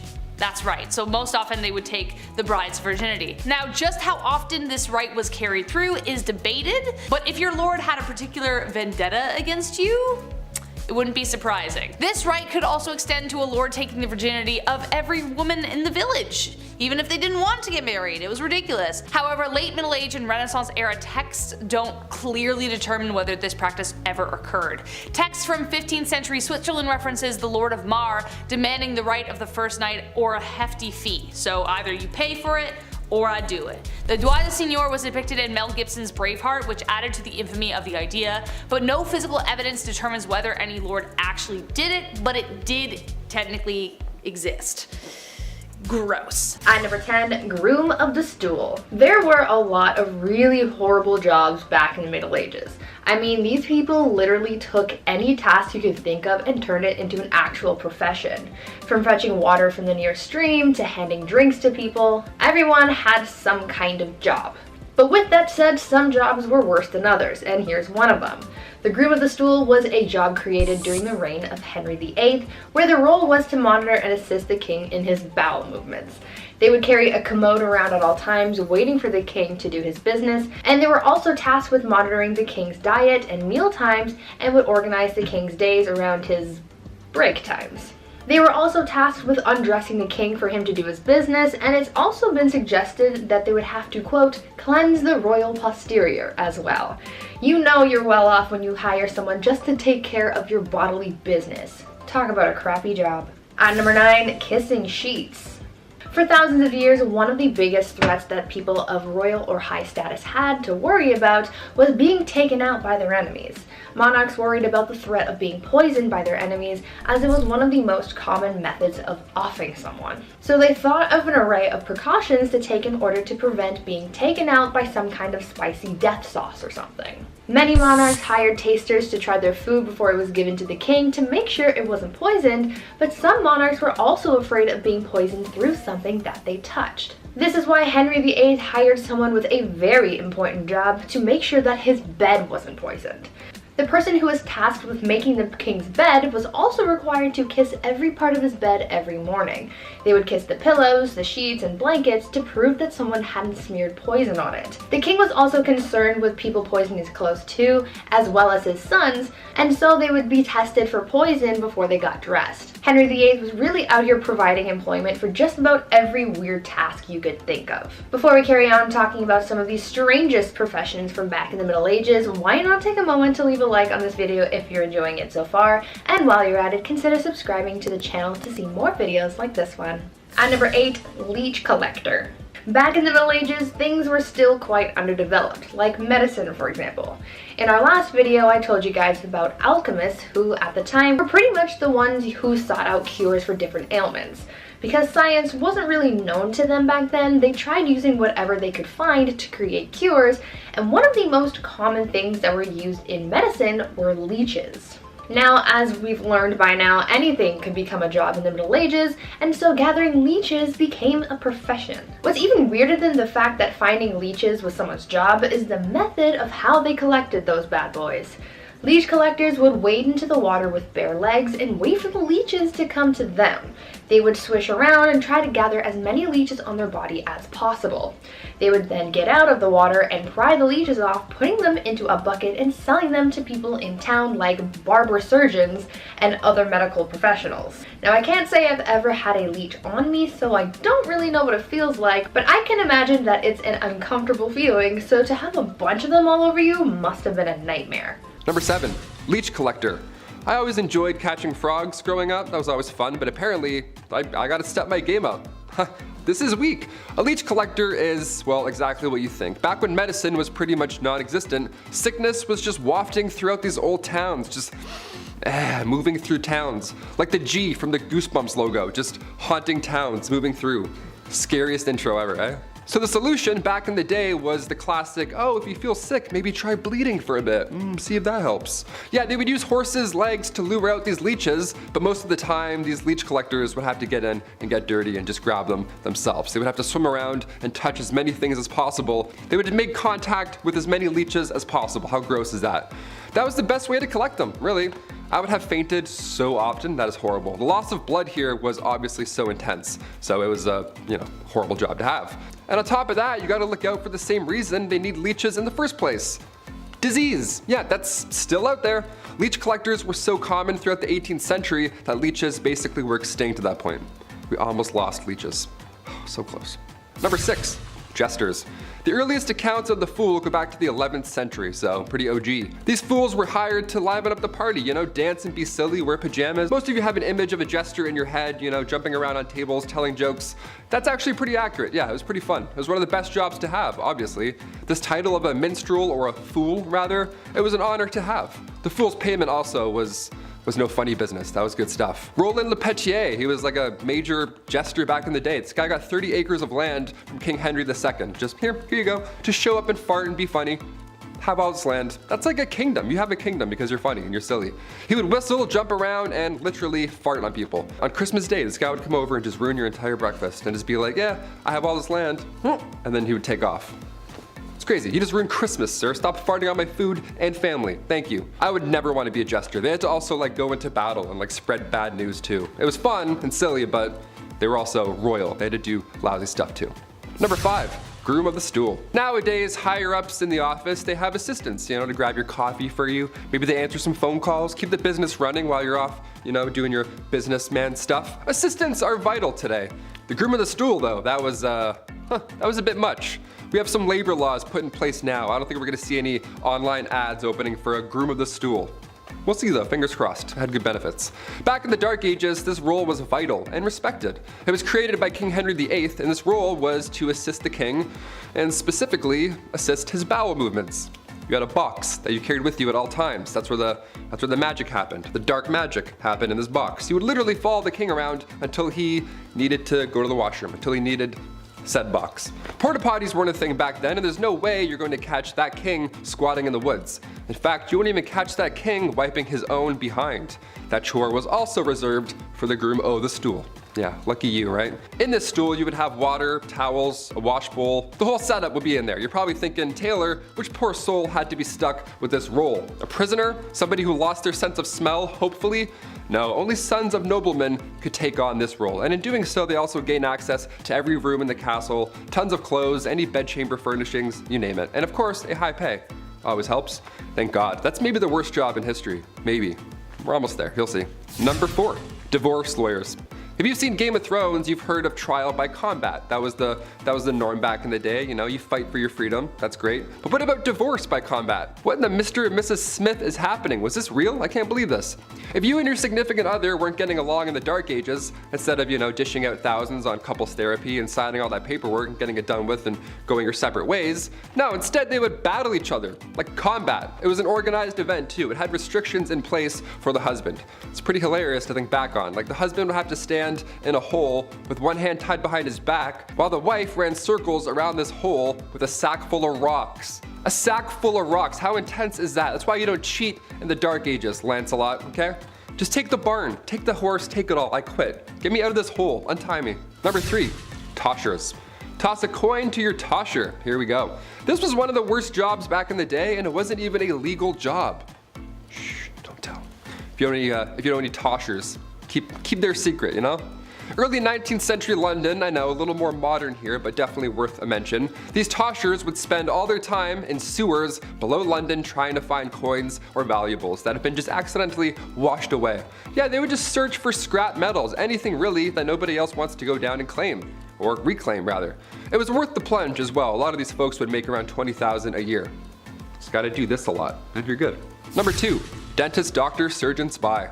Dentists were not a thing in the Middle Ages, you know. Dr. Downer didn't politely tell you to floss more and then shake your hands while you're watching a show getting a cleaning. No, it wasn't like that at all. They did have a barber. They had one guy, he did it all, a barber from the Dark Ages. Yeah, this appointment is gonna suck, my friends. Cavity, toothache, maybe you accidentally bit a rock, chipped a molar. They would only pull these teeth, that was the only solution. Barbers were responsible for cutting hair, pulling teeth, bloodletting, you know, the classic 3-in-1 appointment we all have to do every month. Doctors were seen throughout history and they've seen a lot of horrible stuff. Back in the 1500s, patients were walking in with an arrow sticking out of their legs. Yeah, instead of cutting the tip off and pulling the opposite way, the arrow remover would come in and then, you know, cut into the injury, opening it more. That's always great. And then you would hold it open and then you'd pull the entire arrow back out of your leg. Yeah, what a fun job. Or chest. Wherever the arrow went, you had to figure that out. This poor soul. And finally, number 1, the rat catcher. Another Game of Thrones classic. If you're a rat person, I know there's a lot of people who do like rats, like rat tricks, and they have like cool rat friends. That's awesome. I'm not one of those people. I'm not bashing you, but I am bashing this job. This would suck. First of all, rats as a medieval punishment was horrible. Where do I even begin with this one? This was one of the worst punishments for the rats as well. This is a 2-for-1 when it comes to pain. A rat trap involved a man being tied down to something and then a metal enclosure would be strapped to his abdomen or chest. And then inside this enclosure, they were rats. And they were also like tucked away. And then historically, they would heat the metal enclosure and the rats would panic and try and get out and they would chew through the softest part, which in this case was your chest or abdomen. It was horrible. It was an absolute nightmare. But these rats had to come from somewhere, or rather, someone. As the name hints towards, rat catchers are one of the worst jobs you can have in, or rather out of a castle. It's an important role, you know, just like being a fool or a literal walking, talking toilet. There needs to be a chasseur de rats. Back in those times, rats and mice were the leading source of spreading disease, and with these castles being big and dark, there were probably a lot of them hiding. Black rats were a common household problem, so we need to get those out. So in comes the well-respected rat catcher. These guys would sometimes try new spells to get rid of the rats. Wasn't always helpful, wouldn't work. More often than not, didn't work. So poison powders were the next main trick here. Also, the Pied Piper, he was an OG. Historically, he would do a musical number to exterminate your pets. If anything, he should be getting a bonus. Any rat catcher, actually, today or back in the Dark Ages, you deserve a bonus, my friend. You're a brave soul. At number 10, water carrier. These days, we have it so easy. We have the internet at our disposal to learn about pretty much anything, we have cars to get us from point A to point B, and all of our resources are close by. We get food from the grocery store and water from the taps in our houses. But back in the Middle Ages, things were a lot tougher for people, and they had to go through a lot just to get basic life necessities, like water for example. Getting water to people wasn't as easy as you might have thought, and so that's why getting water became a whole profession. In a medieval city, you lucked out depending on the area that you lived in. If you lived close to a river or stream, then you could get all the water you wanted and pretty easily too. But if you weren't so lucky to live near this resource, then you might have had to hire a water carrier to fetch it for you. People sought out strong young men to become water carriers for them, and as the name implies, they would get paid to go to the nearest source of water and bring it back for their employer. This profession became pretty popular in the late medieval period in London, and by this time so many people were working as water carriers that they created their own fraternity. At number 9, town crier. I'm sure you've heard of the town crier at some point in your life, right? They're often incorporated into pop culture pieces that take place in the medieval times. When you think of the town crier, you might also think of the famous hear ye that is associated with the speeches of the town criers. Back in the Middle Ages, the role of the town crier was a very important one, as it was a crucial way for the local authorities to communicate with the residents of their community. The town crier would often make announcements of new laws, royal proclamations, the start of events, and even the punishments of criminals. They were basically the news anchors of the past. Also, as I mentioned, we normally associate the town crier with the phrase hear ye, but the phrase first started off as oye, oye, oye, which later evolved into the phrase that we are more familiar with. Before we carry on talking about these strange jobs from back in the days of old, why not take a moment to leave a like on this video if you're enjoying it so far, and while you're at it, consider subscribing to the channel to see more videos like this one. At number 8, scribe. These days, most people know how to read and write. It's part of our basic education and is one of the first things that we are taught as kids in school. As you progress in society, basic literacy is taught more and more throughout the world, as some people in parts of the world might not have access to this privilege, but back in medieval times, most of the population was illiterate, which made the roles of scribes so crucial. Not everyone had access to the right education, but for those who did and could read and write, they often became scribes. The role of the scribe was as straightforward as the name predicts. Essentially, their job was to write. Scribes were hired to write all kinds of documents ranging from letters to business contracts. One of their hardest jobs though was to copy manuscripts, which was a job that may have taken a scribe several months to complete. Many men and women in monasteries held jobs as scribes, but for common folk in villages, being able to become a scribe was seen as highly valuable as well. At number 7, fuller. Wool was a very important part of life for people back in the Middle Ages. They were able to make all sorts of things out of it, and because it was waterproof because of the natural oils in the wool, it made processing the wool quite easy. But soon people found out that whatever they made out of the wool ended up being quite coarse and frayed easily. They figured that if they removed the oil from the wool, then it would make the overall product a little nicer, which it did, but the oil removing process definitely wasn't pleasant. Back then, in order to get the oils off wool, people called fullers would process the wool by pouring stale urine over it and then stomping on it. They needed some kind of alkaline solution to dissolve the oils, and urine was the best and most abundant solution. What makes this extra gross though is the fact that when it came to big batches of wool, they would have needed the urine of a bunch of people to get the job done. So that means that the fuller would have been sloshing around in the urine of like half the town.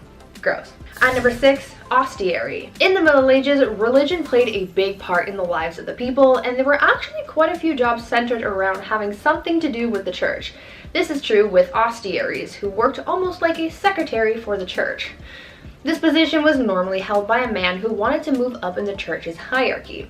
He was basically doing a menial task to butt kiss his way to the top. Ostiaries were tasked with being kind of like a church bouncer. They would make sure that unbaptized people didn't come into the church during certain times, and they would also man the doors during baptisms. This profession was based on the Roman habit of having a slave guard the doors of their master's house. At number 5, bear leader. Now here's a really strange job from the Middle Ages, which sounds both terrifying but also kind of cool. Back in the Middle Ages, blood sports were all the rage. Many of the monarchs who ruled during this time were obsessed with watching blood sports, which honestly kind of explains a lot, but that's besides the point. One of the most popular blood sports was bear baiting, which involved making a pack of dogs fight a bear. Sounds gruesome, but it also begs the question, well, where did you get the bear? Well, that's where bear leaders came into play. For bear leaders, their whole job was to lead bears from village to village so that they could participate in blood sports. Now it sounds super dangerous because, well, we're talking about a big bear, but imagine how much of a flex that would be to say, yeah, I wrangle bears for a living. Like, how cool would that be? Now that's something to put in your Tinder bio. At number 4, the piss prophet. As we all know, medicine wasn't all that advanced in the Middle Ages. There were no actual doctors, and the people you would have visited if you were feeling unwell were the same people who doubled as barbers, so I don't know how accurate their medical diagnosis would be. In medieval England, people didn't really know much about health, and many people were known to get diagnosed based on their pee. Back then, they believed that the consistency, color, and taste of someone's pee could diagnose someone's ailments. The people who collected people's urine samples were called piss prophets, and they had their own criteria for determining what was going on in someone's body based on their urine. According to the piss prophets, if your pee was white, then it was the ideal color, and that meant that everything was working properly. If it was wine colored, like blue or black, then it meant that something was very wrong. And if it was green, then you were basically on your last leg and you should probably get your will in order. Now, I'm not sure how accurate these readings actually were because medicine was basically non-existent back then, but they tried their best with what they had, I guess. At number 3, muckraker. In our last video about unusual jobs from the Middle Ages, I told you guys about a job where people had to clean up human waste with ladles and then transport it elsewhere to keep the town clean. But there's another profession along those same kind of lines that I'd like to tell you about. Muckrakers were the people who were responsible for cleaning waste off the streets in whatever town they were in. You see, back then, people kind of just disposed of their waste wherever they pleased. But since this waste, like human and animal excrement, rotting food, and entrails, had nowhere to go and kind of just sat around the streets, you can just imagine how disgusting that must have been. So that's where muckrakers came in. These were brave people who basically rode around town, collecting waste off the ground and throwing it into carts to then be transported out of the city. As horrible as this job may sound though, these people actually made a lot of money. Muckrakers could make in 11 days the same amount as another laborer makes in 6 months. Would you do this job if it made you rich? At number 2, arming squires. I've talked about squires in a previous list about medieval knights, and if you've watched that video, then you might be familiar with how unpleasant the life of a squire could be. At a certain point in their training, a squire would be tasked with basically being an assistant to a knight, and a lot of their assistance was guided towards the knight's armor and weaponry. In the Middle Ages, arming squires were given the task of maintaining the knight's armor. So this meant that they had to make sure that the armor was clean and properly attached to the knight's body. This job was so serious that sometimes the arming squire would have to run out into the battlefield in the middle of a fight to tend to their knight's armor, which meant that they were risking their lives for a couple hunks of metal. And finally, at number 1, pier finders. Now I think this last job on our list must be one of the worst ones by far. We've talked about how people harvested leeches, cleaned waste off the streets, and stomped on urine-soaked wool, but imagine if your job was just to go around the town and pick up as much dog poop as you possibly could.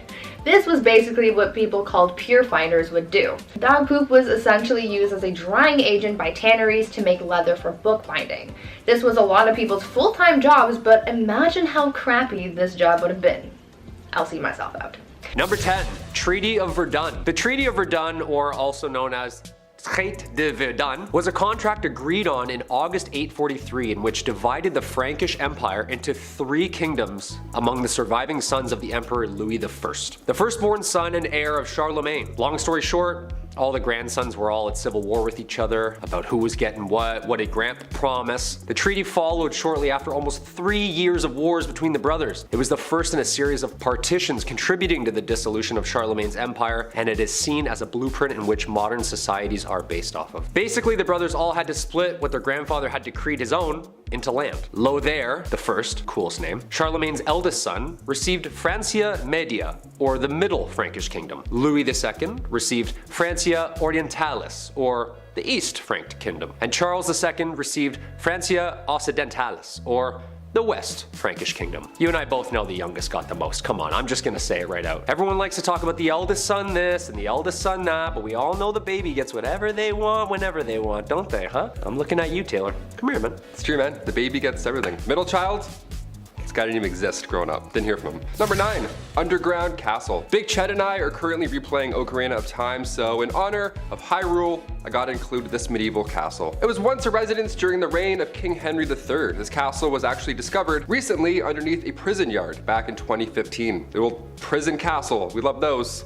Shawshank Redemption 2, Medieval Edition. Super recent discovery. Archaeologists discovered walls of a castle underneath the basketball court in southwest England at a former prison. Yeah, dudes were shooting threes over top a kingdom and they had no idea. How amazing is that? This was the same castle that played part in the mid-1100s during England's Civil War. The castle actually fell later in the 1400s, and the prison was built on the grounds later in the 1700s until it closed its gates forever in 2013. And then we were shooting threes and then we discovered it, of course. If I was a ghost haunting these grounds, I would make every shot miss.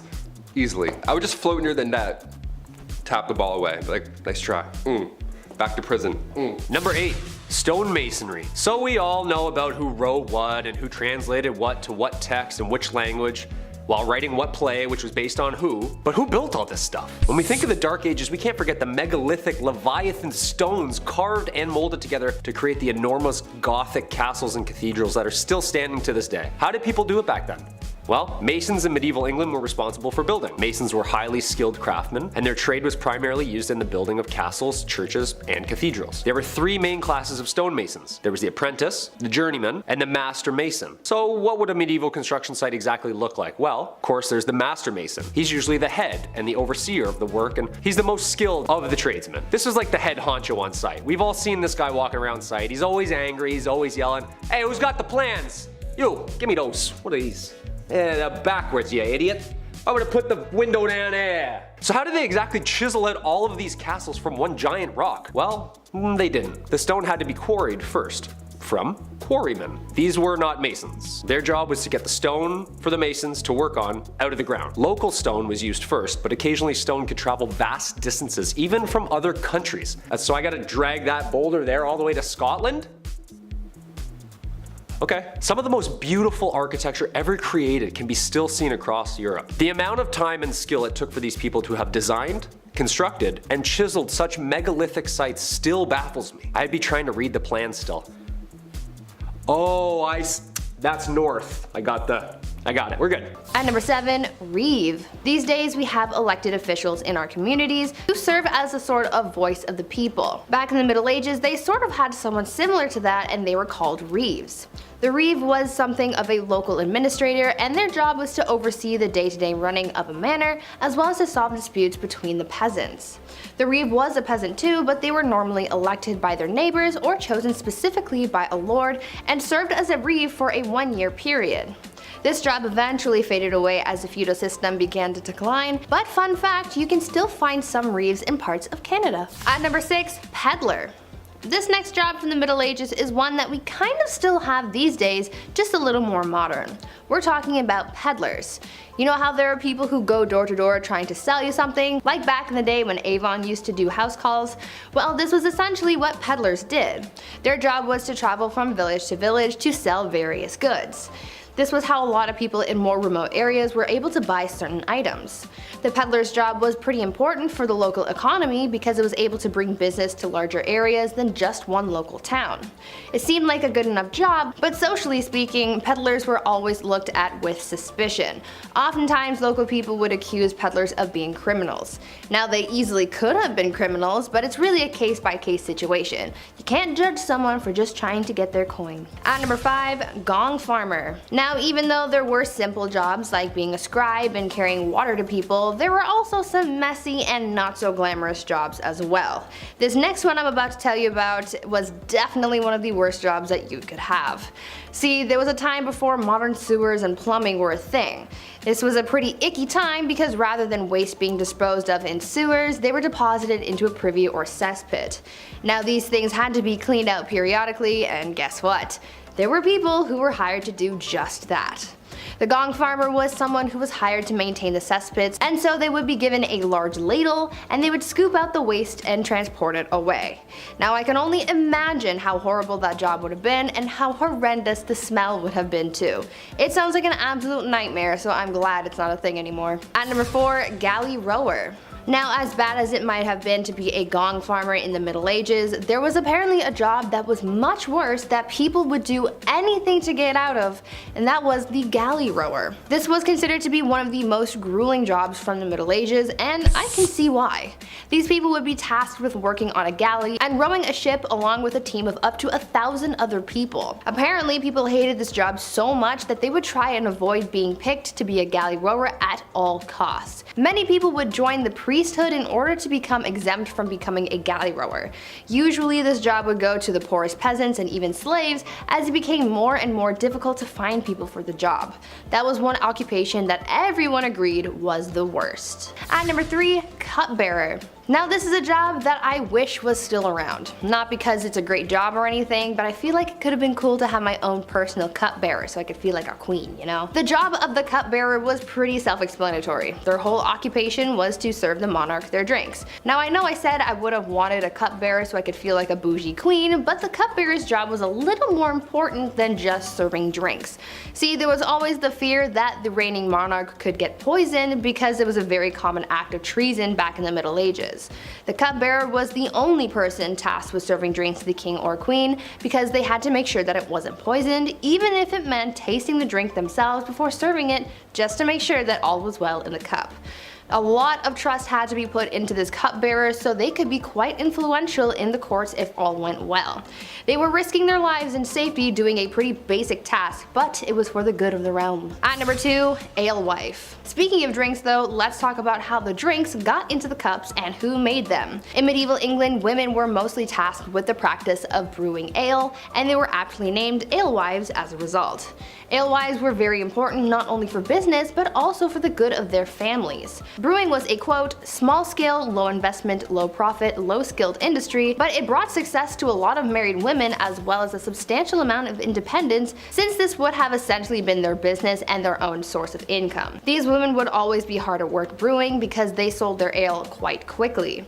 Ale didn't have a very long shelf life, and so they would make and sell their beverages quickly to keep up with demand and to compete effectively with others in the trade. Eventually though, the alewife was extinguished by the 15th century as brewing became more commercialized and people sought to take the independence of women away. And finally, at number 1, alchemist. As you can probably imagine, science wasn't all that advanced back in the Middle Ages. There wasn't really much understanding of how the world worked. Back in these days, there were people who tried to practice science in a way that they knew how before many advancements in the field came out, and these people were called alchemists. These alchemists believed that it was possible to change metals and chemicals. They tried to purify metals to change them into other things, and one of the most common experiments was trying to convert tin into gold or silver. For other alchemists though, their mission was to come up with new medicines to heal people and cure them of their ailments. Alchemists were quite popular until the 17th century, as the ideas behind alchemy were replaced by the science of chemistry.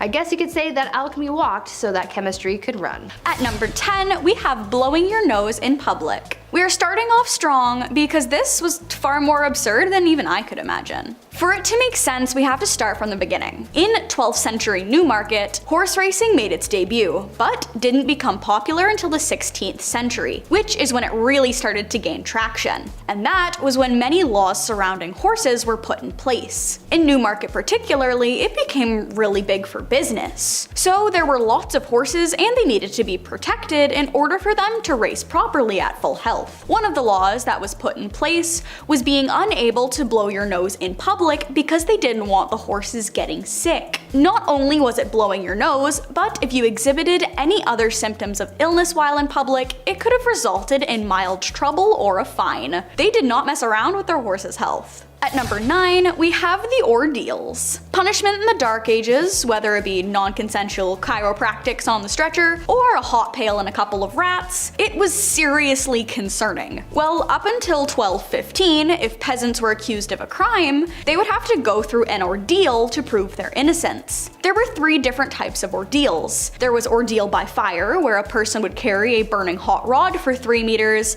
then their wounds would be bandaged. They would sit and wait for 3 days, bodies, with the wound still bandaged, and when the bandage was removed, the state of the burn would determine whether or not they were innocent. If the burn was healing, they were innocent, and if they weren't healing, they were guilty. There was ordeal by water, which is where the accused person would be thrown into a body of water. If they floated, they were innocent, and if they didn't, they were guilty. The third ordeal was combat, where they would literally fight to prove their innocence, and if they didn't complete the trial, they were guilty. It was in 1215 where the jury system was introduced, which was far more humane, considering there was a lot of flaws in the ordeal process. At number 8, we have entering the House of Parliament armed. This practice began in the 13th century and was actually never abolished, so it is technically still active to this day. What happened was that Edward II had made a lot of people he was ruling very angry. So to avoid a peasant uprising with weapons and armor, and other things he couldn't fight back against himself, he enforced the law of being unable to enter the Parliament building in armor or while armed, because that was considered a threat to a higher up, and was a punishable offense. It was also punishable to enter the Parliament building using force. So while the law itself has some logic behind it, it was put in place for all the wrong reasons, to protect a tyrant of a ruler, which makes no sense. Number 7, apple bobbing. In a time where bodies were literally piling up on the side of the road, I can't believe we got apple bobbing out of the whole ordeal. That's crazy. It seems like ill timing, but it is the Dark Ages. What can you do? Apples historically have always been a symbol of importance. The Greek golden apple started the Trojan War. Snow White's poison apple was a symbol of importance in literature and all that good stuff and growing up. And in the Middle Ages, apples were viewed as a symbol of romance and fertility. These things have roots, pun intended, of course. In medieval times, bobbing for apples was flirty. It was their version of speed dating, dare I say. What happened was all the leftover apples from the big harvest were then put into a big bucket. Each apple had a villager's name on it, and then maidens would have 3 chances. 3 chances to grab that apple with their teeth. 3 chances to win a date with the English Tad Hamilton. What a weird time. Can you imagine if this was in Game of Thrones? Reek is just shivering for 2 seasons bobbing for Ramsay's Bolton apples. We're like, medieval times were dark, holy shit. Number 6. The feudal system, aka feudalism, was a form of structure system existing in medieval Europe in which people would work and fight for nobles who gave them protection and land in return. A social, political system in which landowners would contractually bind tenants to exchange their goods, loyalty, and simple space for safety and comfort within the laws of those ruling. Basically, this is like our renter's agreement now. I'll give you a place to stay and some heat. You give me an unfathomable and overpriced amount of shillings for these extremely low ceilings. Yeah, talk about crooks, man. This system stayed in place for more than 1,000 years and managed to fizzle its way out of society somewhere in the 15th century. Not just anybody would ask to be signed to this deal. There was structure and there was order. There was a lord, aka the landowner, aka your landlord, allowing vassals, aka tenants, to rent the land by providing services, especially military services. Yeah, you can stay here, but once in a while we're gonna need you to dump a bunch of boiling water and over that wall. Is that cool? Yeah, you're fine with that. The plot of land, called a fief, was typically worked on by serfs, who were laborers who had very few rights and were bound to the land itself. These were the lowest class of people, and they basically did any and all to stay safe on the lord's land. Jobs would include farming, jobs would include cleaning, and was a minimum of 3 days' work to maintain in good standing and remain stationary. Sure, there was no dental or mental health days, but come on, a 3-day work week? Plant a couple carrots here and there? It doesn't seem that bad. Number 5, fear the dead. With The Walking Dead on their 47th season, I think it's time to take a peek into zombie history, shall we? And find out where this grim idea really started. Well, it's certainly not a new one, I'll tell you that for free. As far back as the early 1300s, residents were buried in the village of Warren Percy, where archaeologists discovered them many moons later, and they discovered marks on their bones. Cuts, burn marks, you name it. Apparently this was all done after they had passed away. But why? Scientists believe that these injuries inflicted after their untimely death were to prevent them from being reanimated, you know, coming back to life and haunting your village. To keep them in their graves, of course. Unless this dude did something to piss off an entire village that much, they were clearly afraid of this corpse coming back to haunt them. Number 4. Studia Generali. This period also saw the birth of what we call the modern university. This was a culmination of material translated and taught to provide a new infrastructure to scientific scholars. Some of these new universities were registered by the Holy Roman Empire as an institution of international excellence, giving it the title Studium Generali. or better known as Studia Generale. Most of the early Studia Generale were discovered in Italy, Spain, England, and France. These places of study were considered the most prestigious places of learning in all of Europe. I bet you the school hoodies were still so expensive. Just someone's old textbook with a mustache drawn on Marcus Aurelius. The listed number of institutions began to grow as new universities were founded throughout Europe. As early as the 13th century, scholars from the Studia Generale were encouraged to speak and lecture courses at other institutions within Europe to share documents and information, which led to the current academic culture seen in modern universities today. It's a TED Talk, come on. There had to be one cool professor back then, like the guy who lets the class teach itself, orders pizza, has tenure, and hates the monarchy. Number 3, medieval taverns. Say you want to grab a pint with the local lads. Where do you get an IPA in the Dark Ages? Where do we get a 6-pack of Arthurian ale? Well, this is the medieval ages, so instead of venturing through the woods to hopefully maybe find another town, just ask thy neighbor. That's right, in the Middle Ages, you could brew your own ale. No problem, no one's asking any questions. Give it a shot. In the late 12th century, baking bread was not freely permitted, but making ale in your basement was. I guess that's great. So the higher ups, the noble lords, they wouldn't care if you made ale and had a block party, but if you made a weak ale, or it was improperly measured and then distributed, then, and only then, do you get a fine. Arrest this man at once. Number 2, St. Patrick. St. Patrick was a 5th century Roman British Christian missionary and bishop in Ireland. Also known as the Apostle of Ireland, although he is the first apostle, having lived prior to the current laws of the Catholic Church. He is considered a saint in the Catholic Church and is regarded as the enlightener of Ireland. The dates of Patrick's life are not certain, but there is a consensus that he was active in Ireland during the 5th century, making his rounds as a missionary, speaking the good word of God. But let's get into what everyone talks about with this guy. The good stuff, like slamming a green Guinness or getting all the snakes out of Ireland. I mean, I love the structure and the faith and stuff, but also chasing every snake out of an entire country with a walking stick. Shoo! Shoo, you fool, you bleeding bleeder, go, go! Do you know how big Ireland is? St. Patrick's Day is on March 17th, the supposed date of his death in 461 AD. It is enjoyed inside and outside Ireland as a religious and cultural holiday and remains a celebration of Ireland itself. And finally, number 1, dancing plague. A medieval plague, but make it groovy. Yeah, let's start dancing. That's right, the dancing plague. This was a real danger back in 1518. I'll try not to laugh, but I'll try. This was perhaps one of the weirdest events in history. Fra Trofea was the first victim of said plague. She was moving her body around frantically, so much so that it resembled a dance or something, in the middle of the Holy Roman Empire. And as if that wasn't weird already, dozens of others began to join. And then more, all moving their bodies with a similar, wacky, frantic twist. This was long before Chubby Checker came along, so we still have no idea what was going on here. Like, we're out of guesses at this point. This twist lasted for months. People were dropping on the spot. It was scary and confusing. In total, there were around 400 victims that fell to this mysterious illness. That's a lot of deaths. That's a lot of real deaths. This was documented in 16th century historical records, so I don't think the story is made up per se. No one would make this up. It's terrifying. A Catholic saint at the time, Saint Vitus, was believed to have the power to curse people with said dancing plague. What an amazing power also. Guy starts moonwalking away, you're like, beat it. Number 10, naughty naughty. There's a reason we don't do things like we did in ye olde times. We didn't know, but now we do. So there's really no excuse for acting up. A very common practice for marriage back in ye olde times was to marry a girl at the age of 12. And in case you're wondering, no, the man was nowhere close to the same age. Yes, it's just as gross as you think. No, I'm not happy talking about it, but that's just the way things went. I can just imagine how happy those young ladies were when their parents came to them and said, listen, the lord across town fancies you and the dude's got the bag. So you're gonna marry him so mommy and daddy can get the bag too. That's just one example of the medieval business transaction. I mean, marriage, marrying for love.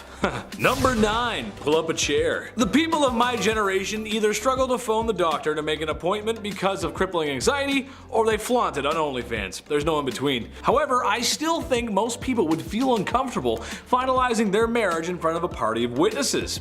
I honestly cannot think of a more awkward situation. Do you cheer them on? Are there sports commentators talking about the moves? Are there snacks? You could be there for 30 seconds, or 10 minutes depending on who you're watching. It just seems like a lot of unpleasant viewing to walk out of a room later to then all agree that yes indeed, that couple is married now. But hey, that's just how it went. Witnesses or family would watch you do what animals do. on the Discovery Channel. Number 8. The Birth Factory. Soap and sanitation is one of the greatest things ever invented. Don't you just love taking a hot shower after a long day? Oh, I know I do. Hygiene was not the greatest back then, and while not the only factor, it did contribute to a high infant mortality rate. It was just one of the many factors. So, when young women were married, and married rather quickly, it was time to start pumping babies out. It's more of a quantity over quality kind of thing. Before marriage was declared a holy sacrament, these things were happening everywhere. Pubs, town squares, heck, even in your house. Now, for the people at home, can you tell me how you feel about the holy sanctity of marriage? Especially after you've been married for more than 10 years. Does it feel good? I bet it does. At number 7, we have eating more than 2 courses. This one also has some logic to it, but still really makes no sense. In the Dark Ages, there were a lot of laws in place that determined what lower class townsfolk could and couldn't eat. This was put into place so the lower class couldn't resemble or live as lavishly as the upper class and royalty. It began in the mid-13th century and wasn't repealed until the mid-18th century. What the punishment was unclear, and there are no documented punishments for the act, but it was heavily frowned upon. The details of the law were that a regular man could not eat an excessive amount of meats and dishes that nobles were eating. A man must be limited to 2 dishes, with the exceptions for holidays like Christmas, where they were allowed to have 3 courses. Something else to note is that soup was considered a full course meal and not just a sauce. So if you were having soup, you had to choose your second course wisely. Thankfully, we don't have any laws like that today, because that would make family events really awkward. At number 6, we have scheduled baby making. Fornication is part of a human's animal nature. It's how we all came to be. But in the Dark Ages, there were only specific and dedicated times when a couple was allowed to go at it, because of religious laws. They were only allowed to do the deed on Monday, Tuesday, and Wednesday because they were required to start preparing for the church services on Sunday on Thursday. Saturday, it was allowed as well, but not everyone participated on the day because it was the in-between the preparation and the Lord's Day. Throughout the year, there were other lengths of time where it wasn't allowed, like the 47 to 62 days of Lent, which is in the spring, and the 35 days leading up to Christmas, December 25th, and the 40 to 60 days around the time of the Feast of the Pentecost. To make matters worse, women were not allowed to make eye contact with their husbands, or any other man for that matter, during these times, because eye contact was believed to be a temptation and was frowned upon during times when no action could be taken. And if she was caught making eye contact, she would have been punished for it, which in reality also makes no sense. At number 5, we have hunting royal game. This goes for hunting the king's deer and catching the king's fish. It started with the deer in the late 11th century. What made it more difficult was after the conquests of England, a lot of local land was deemed royal land, and locals were not allowed to hunt on it and would be punished if they took one of the king's deer. The punishment for this was to be blinded or worse. It was repealed in the early 12th century. As for the fish, the laws were put in place in the 13th century and were never abolished, except it was slightly different.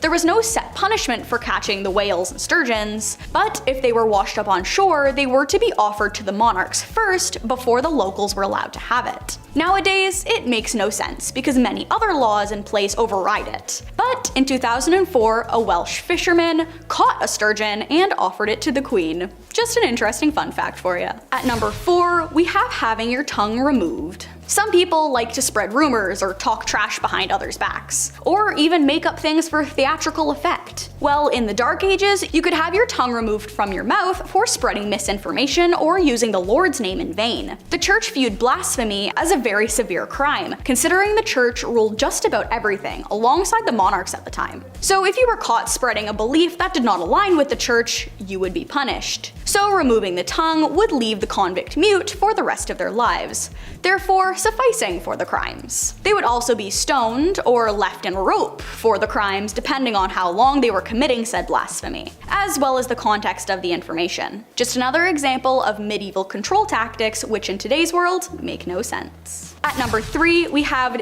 what was deemed indecent dress. In the mid-14th century, wearing long and overly pointy shoes that were longer depending on your social status and could extend up to 5 inches off the foot, as well as eccentric and flamboyant tunics, were considered illegal for the lower class. How did this come to be? As the fashion trends began to become popular amongst peasants, the crown stepped in, saying they were no longer allowed to participate in the fashion trends. This was to preserve the rich and famous image, and how only the wealthy were allowed to wear such extravagant clothing. It was deemed that no townsfolk with a rank lower than a knight or a noble was allowed to wear shoes with spikes or a toe that extended more than 2 inches. And the same went for top clothing. No local was allowed to wear clothing that was deemed indecent, and it had to cover most of them, whereas lords, nobles, and royalty were allowed to wear clothing that was far more revealing. It makes no sense because it was another excuse to separate people. Thankfully, it was repealed in the early 16th century, and people were allowed to dress as they deemed necessary, because putting a cap on a shoe length is just silly. At number 2, we have the amount that was punishable by offing. In the Dark Ages, just about any crime was severe enough that you could lose your life over it. It was also far harder for women because they had to be far more cautious about what they say, how they acted, and what they knew. There was a lot of women who were stoned or burned for having moles that were deemed too large to be human, or for having birthmarks that were immediately noticeable. They would also be offed for being able to read, being able to understand math, being old and having a cat, and simply existing because they were witches and they were the reason the entire town was down on their luck. And that's just women. Talking back to royalty was punishable by meeting the end, and a lot of their methods to get people to confess or regret their crimes led to meeting their very unfortunate demise. It was really unethical and doesn't really make much sense in the grand scheme of things. And last but not least, at number 1, we have playing tennis and soccer was forbidden. Football, or soccer, was banned in the late 13th century because it was deemed to be too violent, considering fatalities while playing was a common occurrence. The games would get very aggressive and would often break out in fights as well, which, while that aspect is similar to today's soccer, it was very different from the soccer/football we know today. It was originally banned in England in order to keep the peace while Edward II was in Scotland. Then it was banned nationally towards the end of the 13th century. As an alternative, the locals were encouraged to practice archery, so they had some sort of method of defense when other countries would attempt to invade. If you were caught playing football, you spent 6 days in prison for the crime,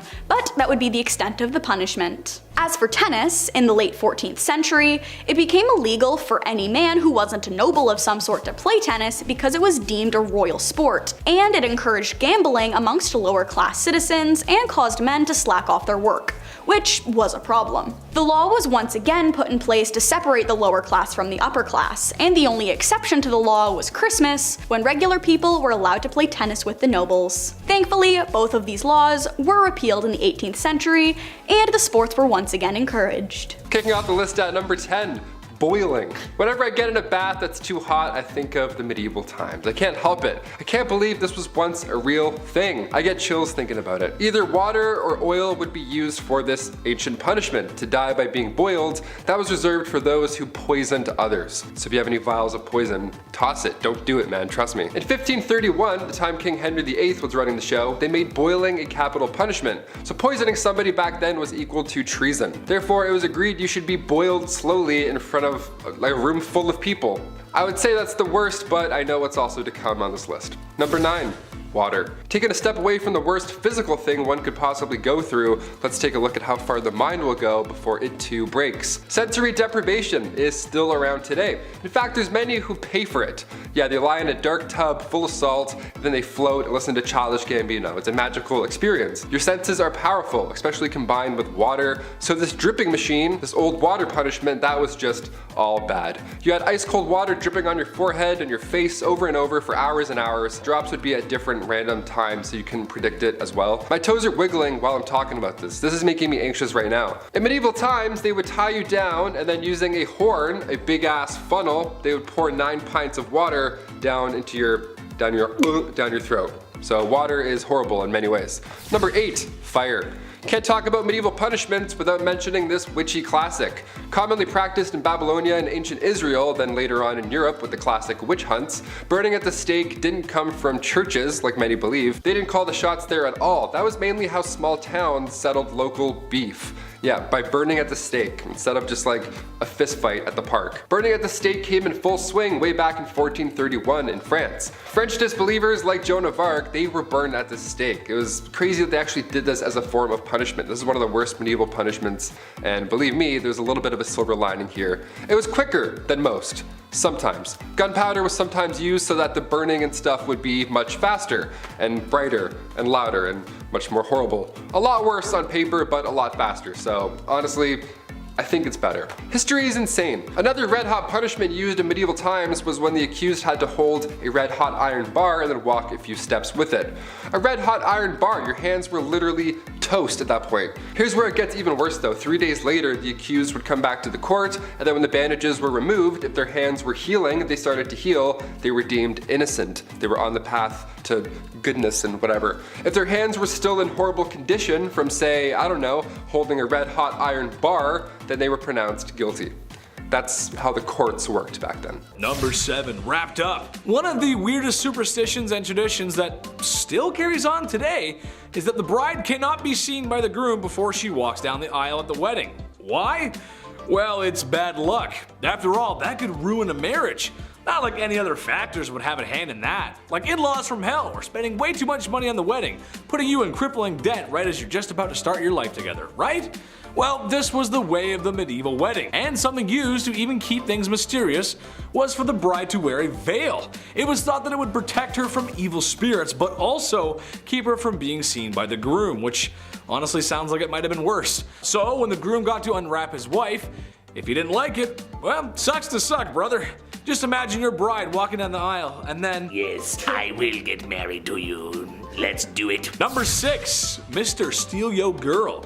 This one's pretty messed up. I'm not even sure how this was even possible, but hey, here we go. So on your wedding night, it was the legal right of feudal lords to come on down to your place and shack up with your soon-to-be wife.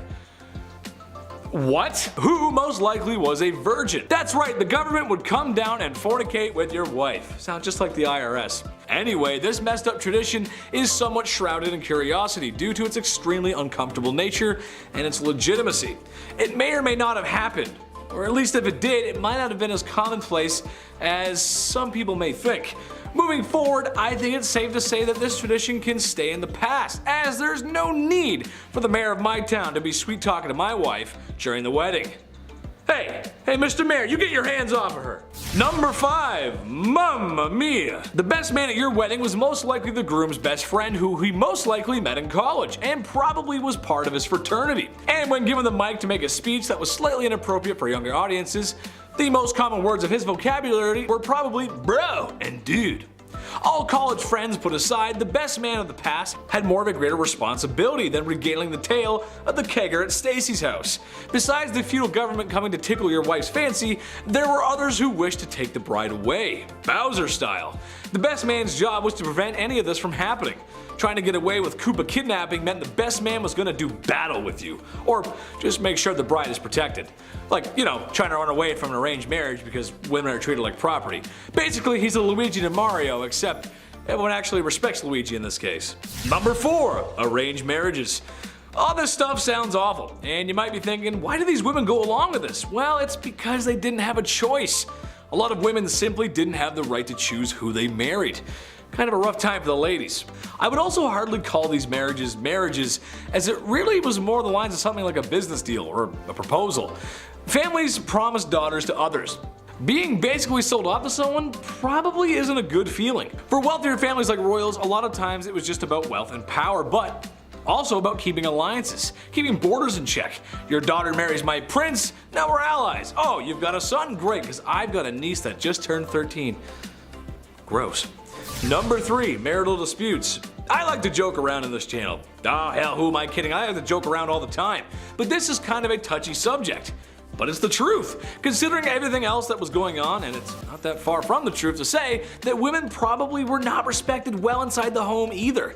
This was a time long before equal rights and the resources that women today still need in case of domestic issues. I, as an internet comedian, cannot do the subject justice, as it's something of a more sincere conversation to be had. However, I can talk about it from the medieval times, and some men just needed to be put in the naughty corner bad. Life was a lot harder for the average Joe back then, which means it was a lot tougher for the average Jane.